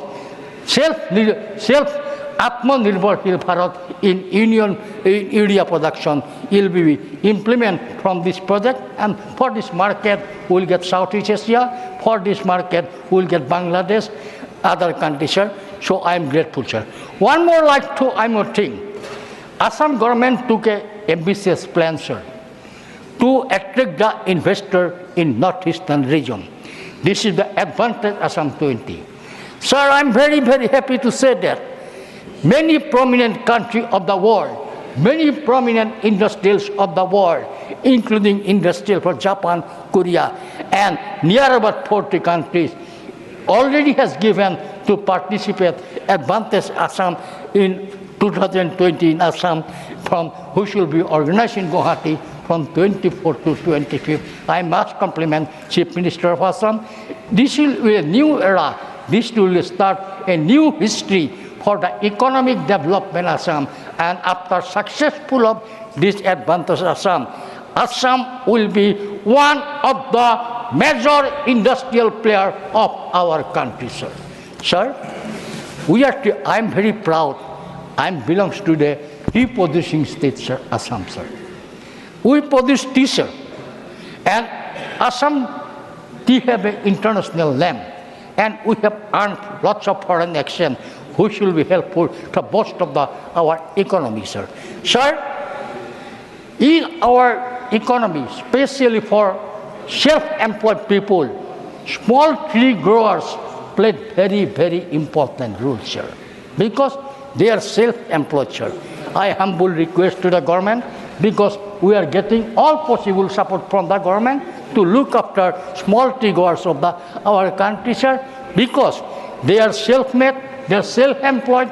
If they get some justice, some help from the government of India, our tree industry will go better, go more better. Our small tea industry will go very important in. Again, I salute Nirmala Sitharaman, Honorable Prime Minister ji, for given 12 plus income tax reduction to the people of Assam, which will be helpful for the poor people, middle class people. It means our government, Narendra Modi government, is for the poor people, is for the economic backward people, is for the middle class people. With this, I totally support the budget, and I totally compliment our Honorable Prime Minister. Thank you very much for giving me support. बहुत धन्यवाद श्री वीरेंद्र प्रसाद वैश्य जी। Next doctor Megha विश्राम Kulkarni, 20 minutes. नमस्ते sir. सभापति महोदय, आपका बहुत बहुत धन्यवाद इस महत्वपूर्ण विषय पर, बजट पर चर्चा करने के लिए, अपना समर्थन देने के लिए आपने मुझे मौका दिया। मेरे भाषण के शुरू में मैं सर्वप्रथम दिल्ली की ऐतिहासिक जीत के लिए सबको बधाई देती हूँ। ये कार्यकर्ता और जनता का विश्वास जो है मोदी जी ने हासिल किया है, और इसलिए केंद्र जो में काम चल रहा है वही दिल्ली में हो सके, इसलिए डबल इंजन की सरकार को उन्होंने चुन के दिया है। व्हाट्सएप पे बहुत सारे वायरल्स आ रहे थे कि लोगों ने आखिर शीश महल में रहने वालों को आईना दिखा ही दिया। पूर्व मुख्यमंत्री कह रहे थे कि मोदी जी मुझे कभी हरा नहीं सकते, लेकिन मैं कहना चाहती हूँ कि सरकार तो गिर गई, सरकार तो हार ही गई, खुद की सीट भी नहीं बचा सके। और ये भी कहना चाहती हूँ कि चींटी मारने के लिए हथौड़ा और रंगाड़े की आवश्यकता नहीं होती है। तो ऐसी ऐतिहासिक हार उनकी हुई है, उसके लिए और उनको आईना दिखाने के लिए दिल्ली वालों का बहुत बहुत आभार। इससे पहले महाराष्ट्र ने ऐसी ही बड़ी होश उड़ाने वाली जीत हासिल की थी, तो महाराष्ट्र भी अभिनंदन के पात्र है। हरियाणा ने शुरुआत की थी, हरियाणा ने एक श्रृंखला, एक कड़ी की शुरुआत की, और इसमें बाद में महाराष्ट्र और दिल्ली आगे बढ़ता गया। आने वाले चुनावों में आने वाले राज्य भी इस कड़ी में जुड़ते जाएंगे, ये मेरा विश्वास है। इस वार्षिक वित्तीय विवरण पर 2025-26 के वार्षिक वित्तीय विवरण पर मैं बात रखूंगी ही, लेकिन उसके पहले मैं एक हिसाब चुकता करना चाहती हूँ। इस वर्ष के, इस अंदाजपत्रकीय वर्ष के शुरू में बजट सादर होने के पहले आदरणीय राष्ट्रपति महामहिम द्रौपदी जी मुर्मू ने बहुत ही प्रेरणादायी भाषण किया। उन्होंने कहा कि 2047 ये साल भारत एक ऊंची उड़ान 2047 तक ले सकता है, और ये उड़ान कैसी होगी इसके बारे में उन्होंने संकल्प चित्र रखा। विकसित भारत की यात्रा में कोई छूटने न पाए, विकसित भारत की यात्रा में कोई भी छूटने न पाए, इस ध्येय के अनुरूप ये सरकार काम करेगी, ये एजेंडा उन्होंने बताया। सच्चा राष्ट्रवाद केवल भारत की भौतिक एकता नहीं, सांस्कृतिक एकता का मजबूतीकरण भी होना चाहिए। ये डॉक्टर श्यामा प्रसाद मुखर्जी का वाक्य उन्होंने उद्धृत किया। उन्होंने कहा कि एक राष्ट्र में अनेक रूप हो सकते हैं, लेकिन इन सब में हमारी पहचान एक है और वो है भारत, और इस भारत का एक ही संकल्प है, वो है विकसित भारत। इनके प्रेरणादायी वाक्यों ने मुझे तो रोमांचित कर दिया। पिछले साल की मुझे याद आई, जब मैं नई सांसद बनी थी, पहला ही उनका अभिभाषण था। उन्होंने जो अभिभाषण के अंत में कहा, वो वाक्य इतना अच्छा है, इतना गहरा है, मैं आपके लिए एक बार दोहराती हूँ। उन्होंने कहा कि ये सदी भारत की सदी है, ये सदी भारत की सदी है, और इस सदी के पीढ़ी का योगदान आने वाले 1000 साल याद रखेंगे। ये वाक्य उन्होंने जो कहा था मेरे मन में बस गया है, और जहाँ जहाँ मुझे मौका मिलता है ये वाक्य मैं उद्धृत करती हूँ। क्यों? लोगों को जागरूक करने के लिए, लोगों को ये बताने के लिए कि आओ चलो इस सदी के हम पीढ़ी के लोग कुछ ऐसा करें कि आने वाले 1000 साल भारत की तरफ कोई भी वक्र दृष्टि से देख नहीं पाएगा, ऐसा काम करके जाए। इतना गहरा ये वाक्य है। मुझे आश्चर्य हुआ कि जो भाषण मुझे प्रेरित करता है, बाकी अनेक जो राष्ट्रभक्त लोग हैं उनको प्रेरित करता है, किसी को बोर कैसे हो सकता है? किसी को बोर कैसे हो सकता है? लेकिन मैं एक अध्यापक हूँ, मुझे मालूम है कि कुछ स्टूडेंट्स की ऐसी कुछ दिमाग की हालत होती है, बौद्धिक क्षमता कुछ ऐसी होती है कि उनको कुछ समझ में नहीं आता, उनका कंसंट्रेशन भी नहीं होता, उनका ध्यान नहीं लगता, कभी कभी वो बोर हो जाते हैं, कभी कभी सो भी जाते हैं। आपने देखा होगा किरण रिजिजू के भाषण के समय वो इतनी गहरी नींद में थे कि कोई उनको उठा रहा था, वो भी उनको पता नहीं। तो ऐसी बात करने वाले कभी कभी जागते हैं, और जागने के बाद क्या बात करते हैं कि हमारी लड़ाई किससे है?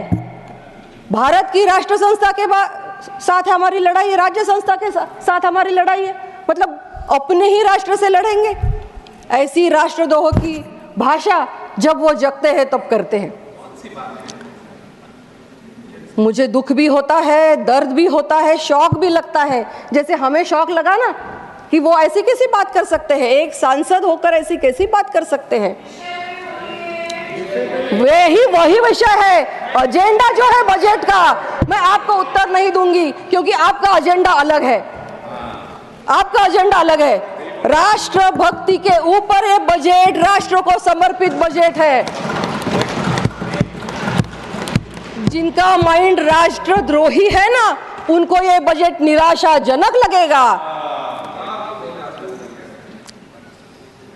लेकिन जैसे हम शौक में चले गए, बिहार के हमारे एक सामान्य नागरिक है वहाँ के मुकेश चौधरी जी, उन्होंने जब ये न्यूज़ सुनी, आपने कदाचित सुनी होगी, उन्होंने जब ये न्यूज़ सुनी कि माननीय XYZ ने ऐसा राष्ट्रद्रोही विधान किया, तो उनके हाथ में दूध की एक बोतल थी, वो बोतल हाथ से गिर गई और दूध उनका वेस्ट हो गया। तो उन्होंने वो दौड़े दौड़े कोर्ट में गए और उन्होंने मुकदमा चलाना चाहा कि मेरा नुकसान भी हुआ है, मेरे देश का भी नुकसान हुआ है, और ऐसे राष्ट्रद्रोही यहाँ होने नहीं चाहिए। मतलब लोगों को इनकी बातों से दिमाग खराब जो है, उनकी बातों से शौक लगता है, दुख होता है, दर्द होता है, लेकिन इनको राष्ट्रभक्ति के भाषण से बोर होता है और बाहर जाके बात करते हैं लोगों से कि पुअर थिंग। अरे पुअर थिंग किसको बोलते हैं? पुअर थिंग किसको बोलते हैं? भारतीय नारी का एक अपमान। वो पद है, वो छोड़ दीजिए, वो पद पर है, वो छोड़ दीजिए। कोई भी भारतीय नारी का अपमान अगर करेगा तो श्राप लगेगा ही। दिल्ली की चुनाव ने ये बता दिया है।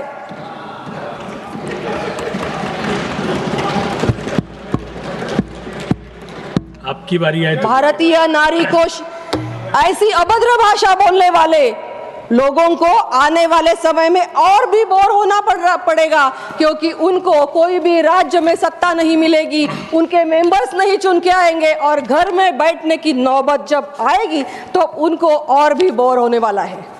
तब उनको पता चलेगा कि असली बोर और असली पुअर थिंग क्या होती है। चलो छोड़ो, मैं बजट पर बात करती हूं।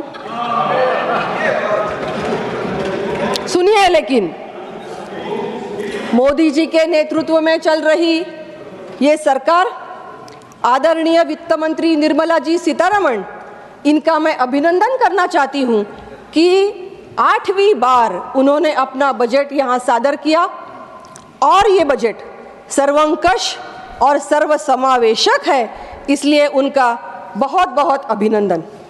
मोदी जी ने अपने भाषण में कहा था कि हर भारतीय के सपनों को साकार करने वाला ये बजट है, हर भारतीय नागरिक का तुष्टिकरण करने वाला, संतुष्टिकरण करने वाला, तुष्टिकरण करने वाला नहीं, संतुष्टिकरण करने वाला ये बजट है।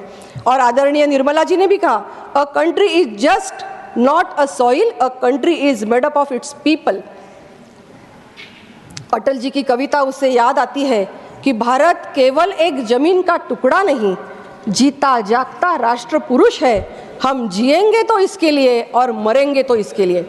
इस राष्ट्र पुरुष को और ज़्यादा मजबूत बनाने वाला ये बजट है। और इस बजट का संकल्प क्या है? विकसित भारत। विकसित भारत कब तक बनाना है? 2047 तक। कैसे बनेगा विकसित भारत? सबका विकास करके।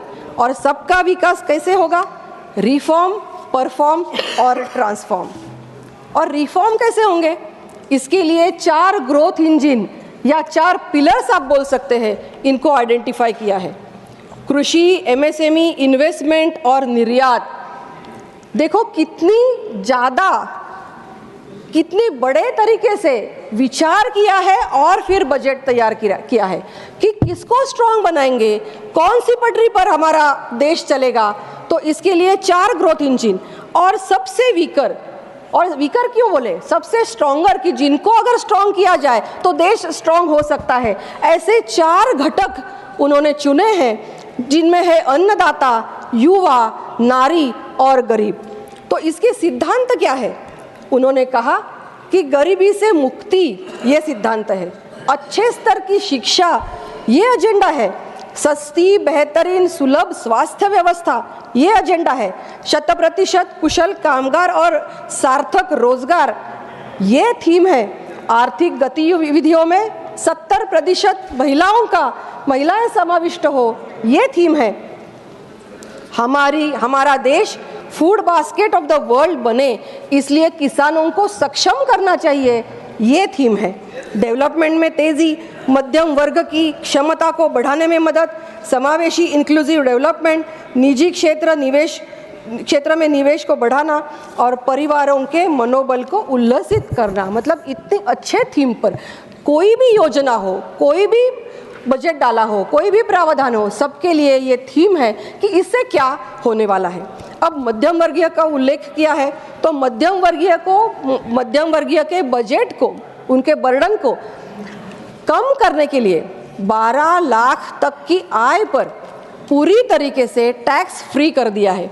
जो सैलरीड इनकम लेते हैं, जो जॉब करते हैं और सैलरी है, उनको 12,75,000 इसके ऊपर टैक्स नहीं होगा। आप तुलना कर सकते हैं, जब 2014 की अगर हम बात करें तो 2014 में अगर आपकी आय 8 लाख होती तो आपको 90,000 की आय टैक्स देना पड़ता। 12 लाख की अगर आपकी आमदनी होती तो 2 लाख का टैक्स देना पड़ता। 24 लाख की अगर आमदनी होती तो 2.6 लाख इतना टैक्स आपको देना पड़ता। लेकिन इस सब सामान्य नागरिक के इस टैक्स की जो रकम है उसकी बचत हो चुकी है, इसलिए उनके लिए ये प्रावधान जो है, ये घोषणा है, बहुत ही महत्वपूर्ण और फायदा देने वाली है। लेकिन हम दूसरों से तुलना क्यों करें? माननीय मोदी जी के नेतृत्व में चल रही सरकार खुद से ही स्पर्धा करती है। पिछले साल में हमने क्या किया था, उससे भी आगे जाकर हम क्या करने वाले हैं और क्या कर सकते हैं, अपनी ही ऊंची बढ़ाने का काम ये सरकार करती है।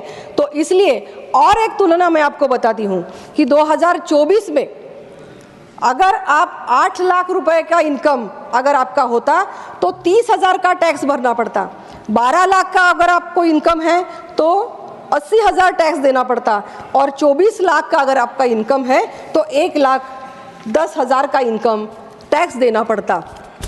लेकिन अब इसमें बचत हो गई है, तो सर्वसामान्य नागरिक मध्यम वर्गीय जो है बहुत खुश है। कर सुधार में और भी नए तरीके और भी एक सरल बिल आने वाला है जो लोगों को अच्छा लगेगा ही। 36 जीवन रक्षक दवाओं में से टैक्स हटा दिया है। सीनियर सिटीजन्स के लिए सुविधाजनक उनके ब्याज पर टैक्स न लगे इसलिए निर्णय किया गया है। किराया लेने वाले मकान मालिक के लिए निर्णय लिया गया है।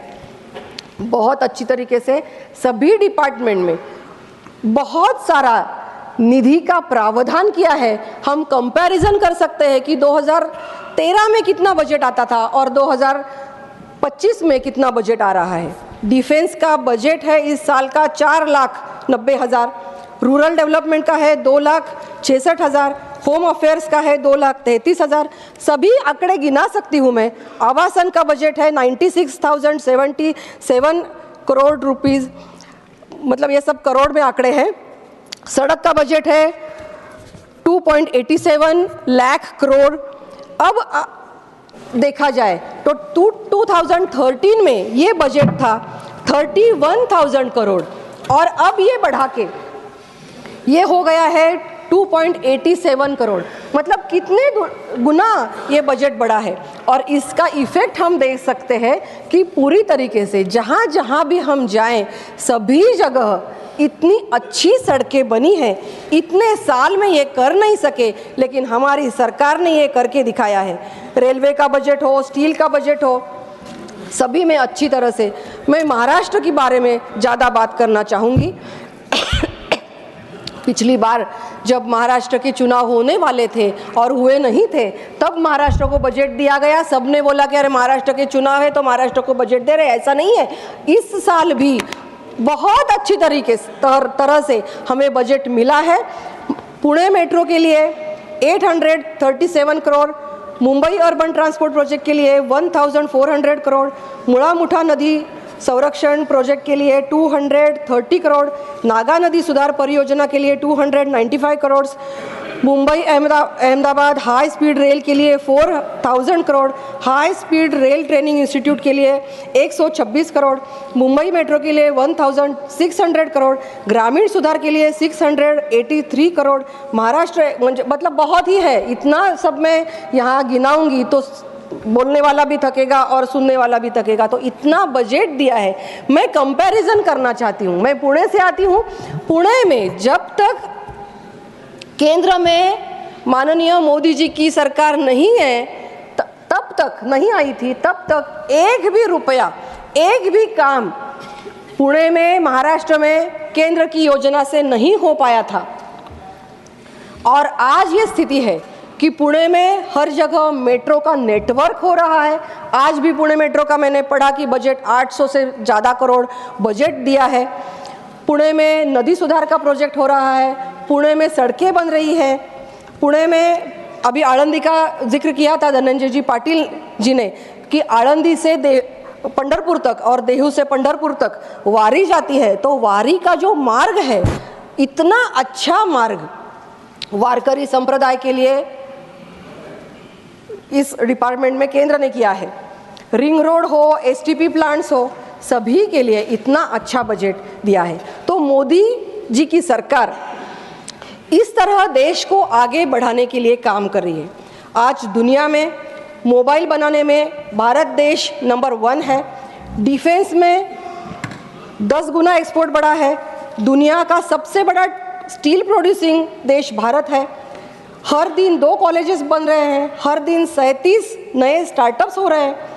मत्स्य निर्यात में विश्व में 2 नंबर पे हैं और बाकी भी सब उपलब्धि उनकी है। आवास योजना है, स्टार्टअप्स है, आयुष्मान भारत है, अन्न सुरक्षा योजना है, जल जीवन मिशन है। एयरपोर्ट्स की संख्या 157 बन गई और 120 डेस्टिनेशंस होने जा रहे हैं। IITs, पीएम रिसर्च फेलोशिप में 10,000 फेलोशिप्स दिए जाएंगे छात्र को। लेकिन इतने आंकड़े गिनाने के बाद भी ये बोलेंगे कुछ कर नहीं सकते, स्टैटिस्टिक्स ये नहीं बता रहा है, वो नहीं बता रहा है। मतलब कुत्ते की दुम होती है ना, वैसे कुछ लोग होते हैं कि कुछ भी करो, कुछ भी उनको बताओ, सिद्ध करो, आंकड़े जताते हैं, फिर भी वो मानेंगे नहीं। टीका करना उनकी फितरत में है। कभी चुनाव पे बोलेंगे, कभी ईवीएम पे बोलेंगे, कभी संविधान पे बोलेंगे, कभी वोटर्स रजिस्ट्रेशन कितना हुआ है उसे बोलेंगे, कभी धार्मिक क्षणों पे बोलेंगे। कुंभ का तक नहीं छोड़ा इन्होंने। कुंभ के बारे में आज जो लोग, जहाँ समय मुझे थोड़ा सा बढ़ा दीजिए कृपया, मेरी विनती है। नहीं बढ़ेगा नहीं, क्योंकि वो तो जो पार्टी ने टाइम दिया आपको वही, तो आपका 1 मिनट मैं बताना चाहती हूँ कि दुर्घटना जो कुत्ते वगैरह बोला है, तो वो उसके लिए वो देखना पड़ेगा बाद में कि वो है कि नहीं अलाउड। तो मेरे समय में चलिए आप बोलिए, बोलती रहिए। मैंने एक एनिमल के बारे में बोला, मैंने किसी आदमी के बारे में नहीं बोला। नहीं, लोगों की तुलना तो एनिमल से की है ना। ये मुहावरा है। जब स्वतंत्रता के बाद का पहला कुंभ था, तब माननीय तब के प्रधानमंत्री नेहरू जी वहां गए थे और उनके जाने के बाद वहां जो भगदड़ हुई, मेरे जानकारी के मुताबिक 800 लोग वहां मारे गए। तो उस पर ये राजनीति नहीं करेंगे, उस वक्त राजनीति नहीं करेंगे।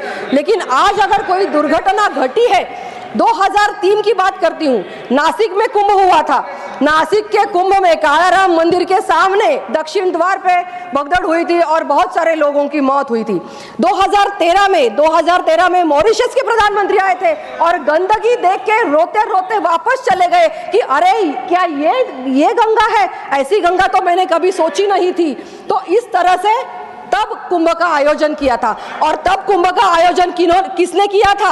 आजम खान को यह जिम्मेदारी 2013 में उस वक्त के मुख्यमंत्री जी ने दी थी। उस वक्त के मुख्यमंत्री जी ने अब इस साल वहां कुंभ में जाके डुबकी लगाई। अब जब उत्तर प्रदेश की सारी टीम जाती है, वहां के सब मिनिस्टर्स जाते हैं और डुबकी लगाते हैं और फोटो निकालते हैं, तो बोलते हैं कि आलोचना होती है, अरे फोटो निकालने की क्या जरूरत है, आप पब्लिसिटी करते हैं। लेकिन खुद जब जाएंगे, सारे लोग विपक्षी दलों के भी वहां जाके आए, फोटो निकाले, फिर भी आलोचना करनी नहीं है, तब उनको नहीं लगता कि टीका करनी चाहिए। धन्यवाद मैडम। अखिलेश प्रसाद सिंह।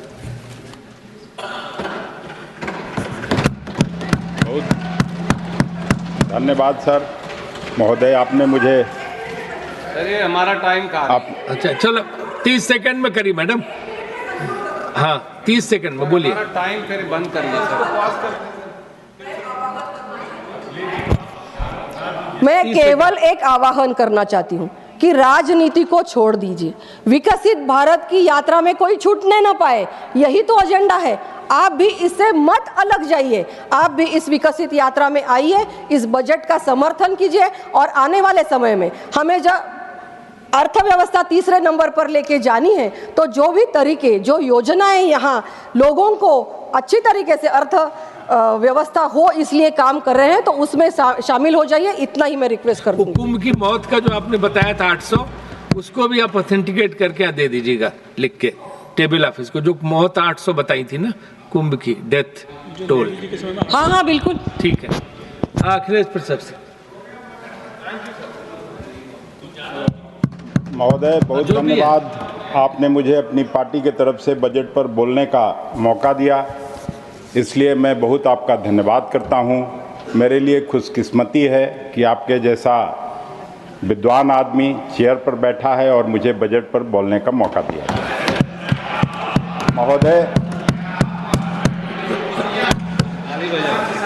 महोदय वित्त मंत्री जी का इस बार का जो बजट भाषण था, उसको मीडिया में और सब जगह ऐसे पेश किया गया जैसे बिहार को बहुत बड़ी सौगात मिली।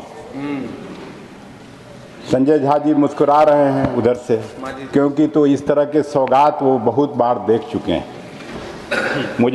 मेरे लिए गौरव की बात है कि एक बिहार के पूर्व मुख्यमंत्री और देश के सरकार में अभी मंत्री के रूप में काम कर रहे आदरणीय जीतन राम मांझी जी भी इस सदन में मौजूद हैं और बिहार के दुख दर्द का मैं उनसे साझा करना चाहता हूं कि बिहार क्या था और किस तरह से सिस्टमेटिक नेग्लेक्ट बिहार हुआ है, उसकी चर्चा मैं यहाँ करना चाहता हूँ आपके माध्यम से महोदय।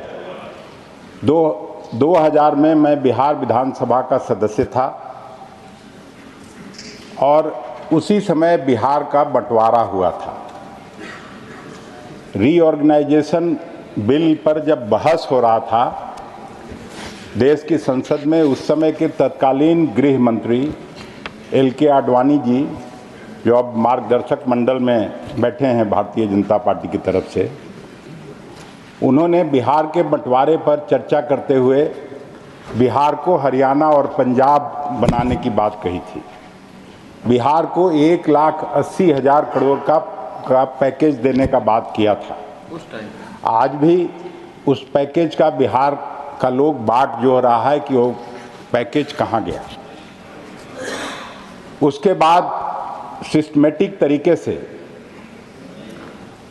जो कुछ हुआ बिहार के संदर्भ में, मैं उसकी चर्चा आपके सामने करना चाहता हूं। पिछले 2-3 साल से हम लोग लगातार वित्त मंत्री जी के 5 ट्रिलियन इकोनॉमी और 2047 तक भारत को विकसित राष्ट्र बनाने की बात सुनते आ रहे हैं।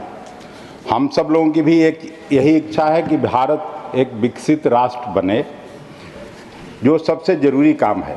और वह आर्थिक विकास की दृष्टि से देश में जो रीजनल इम्बैलेंस है, देश में जो क्षेत्रीय असंतुलन की स्थिति है, उसको जब तक एड्रेस नहीं किया जाएगा तब तक, या कोई विजन उसका नहीं रखा जाएगा, तब तक ये विकसित राष्ट्र की श्रेणी में नहीं खड़ा हो सकता है।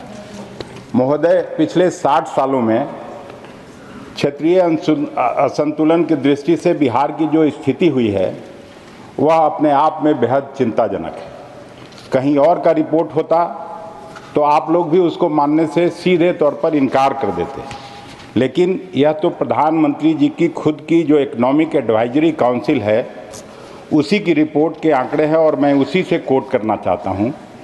1960-61 में बिहार में per capita income national average का 70% हुआ करता था, लेकिन आज के डेट में बिहार का per capita income national average का लगभग 32% रह गया है। यानी अगर नेशनल एवरेज 100 रुपया है तो बिहार का पर कैपिटा इनकम केवल 32 रुपया है। इतना ही नहीं, 1960-61 में देश के कुल GDP में बिहार का योगदान लगभग 8% था, जो आज मोदी जी के रिजिम में घट के 4% रह गया है। बिहार में निवेश और इंफ्रास्ट्रक्चर पर खर्च की क्या स्थिति है, इसके लिए भी मैं कुछ स्पेसिफिक डेटा सदन में रखना चाहता हूं। सड़कों पर बिहार पर कैपिटा खर्च केवल 44 रुपया है, जबकि नेशनल एवरेज 117 रुपया है। इसी तरह से सिंचाई पर बिहार में पर कैपिटा खर्च केवल 104 रुपया है, जबकि नेशनल एवरेज 199 रुपया है। इसी तरह से नाबार्ड ने खुद अपने एक रिपोर्ट में स्वीकार किया है कि बिहार में बाकी देश के मुकाबले एग्रीकल्चरल लोन का जो डिस्बर्समेंट है वो काफ़ी कम है। यानी देश की लगभग 9-10% आबादी वाला राज्य, वहाँ अगर आर्थिक विकास के सभी पैरामीटर पर इतना पीछे हैं तो ऐसे में आप देश को विकसित राष्ट्र बनाने की बात कैसे कर सकते हैं, और कौन इस पर विश्वास कर सकता है। केवल यही नहीं, अगर नीति आयोग की भी रिपोर्ट आप पिछले तिमाही या पिछले 6 महीने का आप देख लें तो जो 28 बड़े राज्य हैं देश में, उसमें प्रायः सभी मानकों पर, चाहे वहाँ स्वास्थ्य सेवा हो, शिक्षा व्यवस्था हो, औद्योगिकरण के मामले में प्रायः या तो 28वें स्थान पर और नहीं तो 27वें स्थान पर बिहार चला गया है। शर्म की बात। मैं इन आंकड़ों के आधार पर केवल इतना कहना चाहता हूं कि बिहार का विकास इस सरकार की प्राथमिकता में कहीं भी नहीं है। जबकि ठीक इसके उलट जब से 2014 में मोदी जी की सरकार आई, भारतीय जनता पार्टी की सरकार बनी, बिहार ने पहले आपको 32 सांसद दिया, उसके बाद आपको 39 सांसद 2019 में दिया, इस बार थोड़ा घटा है, इस बार आपको 30 सांसद दिया। लेकिन उसके बावजूद एक तो मैंने बिहार के बंटवारे के समय का आपको बात बताई सर। 2015 में जब आदरणीय नीतीश जी अलग थे, उस समय भी किस तरह से प्रधानमंत्री जी ने बिहार की बोली लगाई थी, बिहार के लोग अच्छी तरह से जानते हैं। आप सब कई बिहार के सांसद यहाँ भिन्न भिन्न दलों के बैठे हुए हैं। 10,000 करोड़, 20,000 करोड़, 50,000 करोड़ और 1,25,000 करोड़ अंत में घोषणा हुआ। ठीक दूसरे दिन बिहार के मुख्यमंत्री आदरणीय नीतीश जी का इश्तहार अखबार में आता है और उस 1,25,000 करोड़ में केवल 17,000 करोड़ का नया पैकेज का घोषणा था। बाकी जो पुरानी योजनाएं थी उसी को पैकेज में घोषणा के रूप में घोषित किया गया था। बहुत सही गणित। अरे भाई, आप अपना नौकरी बचाइए नित्या बाबू, लेकिन कुछ सही बात भी सुनना चाहिए, तभी जाके कुछ कर सकते हैं। मंत्री पहले भी थे बिहार के, हम लोग भी मंत्री थे, लेकिन उसमें लगता था, एक धमक थी, दिल्ली की सरकार में हनक थी, जो आज तो कोई जानता ही नहीं है कि कौन कौन मंत्री हैं। हम आपको साफ तौर पर कहना चाहते हैं और कोई ऐसी वैसी बात नहीं कहेंगे जिसमें सच्चाई नहीं हो। हाँ, बैठ जाइए, बैठिए ना नित्या बाबू, बैठ जाइए, बैठ जाइए। अरे लंबा हो गया, आप भी उसी 2000 के विधानसभा में थे। He is not yielded, sir. नहीं, उनका माइक इनका I am not yielded. Mike इनका ऑन है। हाँ, तो उसके बाद दे दीजिएगा। He can speak. उनको नहीं बोल रहे, माइक इनका ऑन है। ये जो सिस्टमेटिक नेग्लेक्ट है, मैं इसलिए बात कर रहा हूँ कि इस बजट में बिहार के बारे में एक फिर घोषणा की गई कि वहाँ पर फूड प्रोसेसिंग का नेशनल इंस्टीट्यूट खोला जाएगा। बहुत अच्छी बात है, हम लोग इसका स्वागत करते हैं। और आप जहाँ से आते हैं वहाँ केले की बड़ी खेती होती है, क्वालिटी बनाना वहाँ बनता है, लेकिन मखाना आयोग तो बनेगा, बनाना आयोग कब बनेगा? वहीं आपके बगल में इतना बढ़िया लीची आता है, लीची आयोग भी बनवाइए, उसका भी ये हो। लेकिन जो सबसे ज़रूरी चीज़ है वह पर्याप्त संख्या में कोल्ड स्टोरेज की स्थापना। और पिछले साल से, पिछली सरकार से, उस समय भी पारस जी फूड प्रोसेसिंग के मिनिस्टर थे, स्वर्गीय रामविलास पासवान जी के भाई, अभी उनके सुपुत्र चिराग पासवान जी उसी विभाग के मंत्री हैं। लेकिन बिहार में दूसरे राज्यों की तुलना में कोल्ड स्टोरेज की क्या स्थिति है, इसके लिए भी मैं एक दो आंकड़ा आपको बताना चाहता हूँ। शर्म से सिर झुकना चाहिए कि क्या बिहार के साथ हो रहा है। लोकसभा में 11 अगस्त 2023 को एक अनस्टार्ट क्वेश्चन के जवाब में कृषि मंत्रालय ने जो आंकड़ा दिया, 1% उसके अनुसार बिहार में आप भी जवाब दे, आपका नंबर आएगा तब आप कोल्ड जवाब स्टोरेज की संख्या है 313, जबकि अकेले गुजरात में 1000 से ज्यादा कोल्ड स्टोरेज है। शर्म करो। और उत्तर प्रदेश में कोल्ड स्टोरेज की संख्या लगभग 2500 है।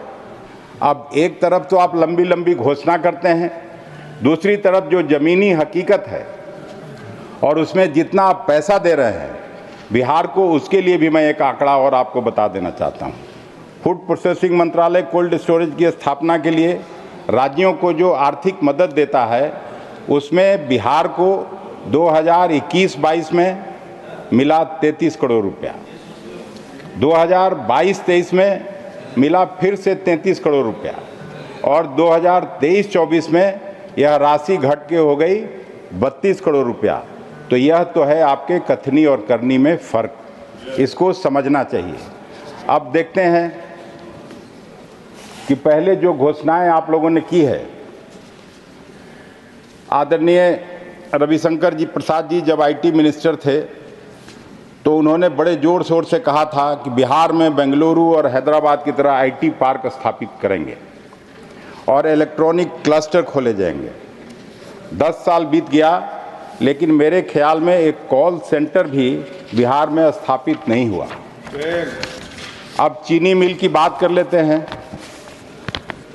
यहीं 1960, 61, 62 जब आदरणीय मांझी जी उस समय कांग्रेस पार्टी में काम करते थे तो उसी बिहार में 27% चीनी बिहार नेशनल किटी में देने का काम करता था।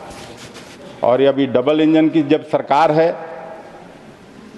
तो अब वो घट के 2% से भी नीचे चली गई। प्रधानमंत्री जी एक बार मोतिहारी गए और चुनाव के समय में अभी जैसे बजट आया है, बिहार बिहार हो रहा है, बिहार में बाहर फिर से आ रहा है, तो उसी तरह से वहाँ एक सभा को संबोधित करते हुए उन्होंने कहा कि अगली बार जब मैं आऊँगा इस बंद चीनी मिल के चिमनी से धुआं निकलता रहेगा और इसी चीनी मिल के चीनी से मैं आप लोगों के साथ बैठकर चाय पीऊँगा। आज भी वो चीनी मिल उसी स्थिति में है, कोई चीनी मिल खुला नहीं कि कोई बंद चीनी मिल के चिमनी से धुआं निकलने की जो आपकी राजनीतिक साजिश है, केवल वोट लेना है वहाँ के लोगों का और फिर बिहार को पिछड़ेपन का शिकार बना के रखना है। और इसके पीछे भी एक बड़ा कारण मैं देखता हूँ कि बिहार को सिस्टमेटिकली इसलिए नेग्लेक्ट किया जा रहा है कि वो जो बड़े उद्योग घराने हैं, बड़े उद्योग धंधे वाले लोग जो इस देश में हैं, उनके दबाव में आपकी सरकार काम करती है, आपकी सरकार नीतियां बनाती है और वो लोग चाहते हैं कि बिहार एक लेबर फैक्ट्री के रूप में पूरे देश में काम करे। बिहार के लोग उन बड़े कल कारखानों में बिहार से निकल के आके उन कारखानों में काम करें ताकि उनका उद्योग धंधा ठीक से चलता रहे। इस बार एक ग्रीनफील्ड एयरपोर्ट की भी घोषणा हुई, चुनाव का साल है, 6-8 महीना बाद है, लेकिन वहीं पताही एयरपोर्ट, पूर्णिया का एयरपोर्ट है, भागलपुर का एयरपोर्ट है, पहले से जो काम करता था वो फंक्शनल नहीं हो पाया। एक और मेरे साथी हैं लोकसभा में काम करते हैं, वो भी लगे हुए हैं कि सोनपुर में एयरपोर्ट हो जाए, लेकिन उस पर कोई विचार नहीं किया जा रहा है। आदरणीय मुख्यमंत्री जी जब से आपके साथ सरकार चला रहे हैं, लगातार एक बात इमोशनली वो बात करते रहे हैं कि बिहार एक लैंडलॉक्ड स्टेट है। बिहार में लगातार जो बाढ़ की समस्या है, जो सूखे की समस्या है, जब तक आप बिहार को स्पेशल स्टेटस का दर्जा नहीं देंगे तब तक बिहार लो इनकम स्टेट से मिडिल इनकम स्टेट के ग्रुप में नहीं आएगा, बिहार की आर्थिक बदहाली दूर नहीं होगी। लेकिन कभी भी आपकी सरकार उनकी बात को नहीं सुना और हम इस बात को फिर दोहराते हैं। पटना विश्वविद्यालय की मांग भी मुख्यमंत्री जी हमेशा पब्लिक मीटिंग में करते रहे, लेकिन उनकी भी एक नहीं सुनी गई। पटना विश्वविद्यालय जैसा लब्ध प्रतिष्ठित विश्वविद्यालय जिससे हजारों अफसर निकले, हजारों डॉक्टर बड़े बड़े हुए, हजारों इंजीनियर हुए जिनका देश में कंट्रीब्यूशन है, लेकिन फिर उसको भी सेंट्रल विश्वविद्यालय का दर्जा नहीं मिला। बिहार के साथ इस तरह का उपेक्षा और अपमान लगातार, आपको इतना विद्वान कहा था इसीलिए आपका टाइम पॉज था ना, तो 2 मिनट। हाँ, वही कह रहे हैं कि तो देना चाहिए। खत्म करिए। बिहार जैसे गरीब स्टेट के पर इस तरह का राजनीति बंद होना चाहिए और बिहार में जहां नालंदा विश्वविद्यालय था, पूरे दुनिया भर से लोग वहां पढ़ने आते थे, देश की मेहनत आज और ज्ञान की फैक्ट्री बिहार। मेहनत और ज्ञान, बुद्धिज्म वहाँ, जैनिज्म वहाँ, सिखिज्म वहाँ, सबका कल्चरल सेंटर रहा है। और बिहार की उपेक्षा और अपमान आप ज़्यादा दिनों तक करेंगे तो लोग वहाँ के कम इनकम वाले लोग हो सकते हैं, गरीब हो सकते हैं, लेकिन पॉलिटिकली वो सजग स्टेट है। वो आने वाले चुनाव में आपको सीख देंगे, आपको कान पकड़ के बाहर करेंगे। इतना ही कह के मैं फिर से सभापति महोदय आपको हृदय से धन्यवाद करता हूं। हालांकि आपने बीच में घंटी बजा दी, लेकिन कोई बात नहीं, बिहार के साथ इस तरह का अत्याचार आप न तो करिए और न सरकार को करने दीजिए, तभी जाकर इस बजट का कोई मतलब होगा। और इस बजट पर जब बजट आ रहा था उस दिन हम अपने एक सीनियर कलीग से बात कर रहे थे तो कि क्या किस तरह का बजट है, तो मेरे सीनियर कलीग ने कहा कि ये जो बजट है वो वोकल और लोकल लोगों के बीच में फंस गया। जो 2% लोग हैं जिनको 12 लाख का झुंझुना थमाया जा रहा है कि बस उसमें नहीं लगेगा, तो उनके लिए तो ठीक है, लेकिन 98% लोग, अरे राजा साहब 98% लोग कहाँ देते हैं इनकम टैक्स? तो ये हम लोग लोकल का भी ख्याल करिए। धन्यवाद। सुष्मिता देव जी। नहीं, आप ही ने कहा था, आदरणीय रमेश जी ने कहा था, जब आपने कहा दिया तो मैं बता दे रहा हूं। 12 minutes. Thank you, Vice Chairman sir. धन्यवाद। Thank you, Vice Chairman sir. I would like to start by thanking my party for giving me the opportunity to speak on the budget for 25-26. I am honored for two reasons, sir. Is because I'm positioned very uniquely in this house. The first reason is I come from a state in the northeast. My vote is in Assam, but 50 MLAs from across Bengal have voted me into the Council of House, and I thank my leader Mamata Banerjee. The second and the most significant reason why I'm positioned uniquely in this house is because when I look to my left and see so many members of parliament who come from the northeastern states, they tend to remain silent on all the ailing issues that the 8 states of northeast face. I feel lucky that when I look on this side of the house, when I look at the opposition, I think apart from Mr. Bhuya, I am the only other member of parliament in the opposition. That, sir, the silence on that side is killing. Not a word on what happened on Manipur, not a word on what's happening in Assam and the NRC, not a word on the Nagaland Accord, not a single word of sympathy, not a single word of apathy. Sir, I would like to say that this budget is an insensitive budget. Insensitive to the people of the country, and more insensitive in particular to the northeast of India. I heard Prime Minister Modi say after the budget that the sop that has been given to the middle class is going to have a multiplier effect. But when it comes to the northeast, all the things that ail this nation, whether it is price rise, whether it's unemployment, whether it is lack of investment, the only multiplying effect I know is all these problems multiply as we go towards the northeastern states. So I would like to say that it has consistently been the vision of the government of India that they have given the states of northeast special status and special focus. Today I recall with a lot of respect and great tribute our former Prime Minister Dr. Manmohan Singh. It was his vision when he in 1991 said that if we want the northeastern states to develop, then we have to look east. What he meant is that northeast was the gateway to Southeast and East Asia, a landlocked region of India that if it had to trade, if it had to create employment, if it had to attract investment, then we have to look east. Whatever efforts were made by Dr. Manmohan Singh's government over decades has been undone by Prime Minister Modi by one single incident in one state, which is the state of Manipur. Shame. Sir, Prime Minister Modi changed look east policy to act east policy. But today, till the gateway to Southeast Asia, which is the state of Manipur, continues to burn, act east policy is destined to fail, sir. It is destined to fail.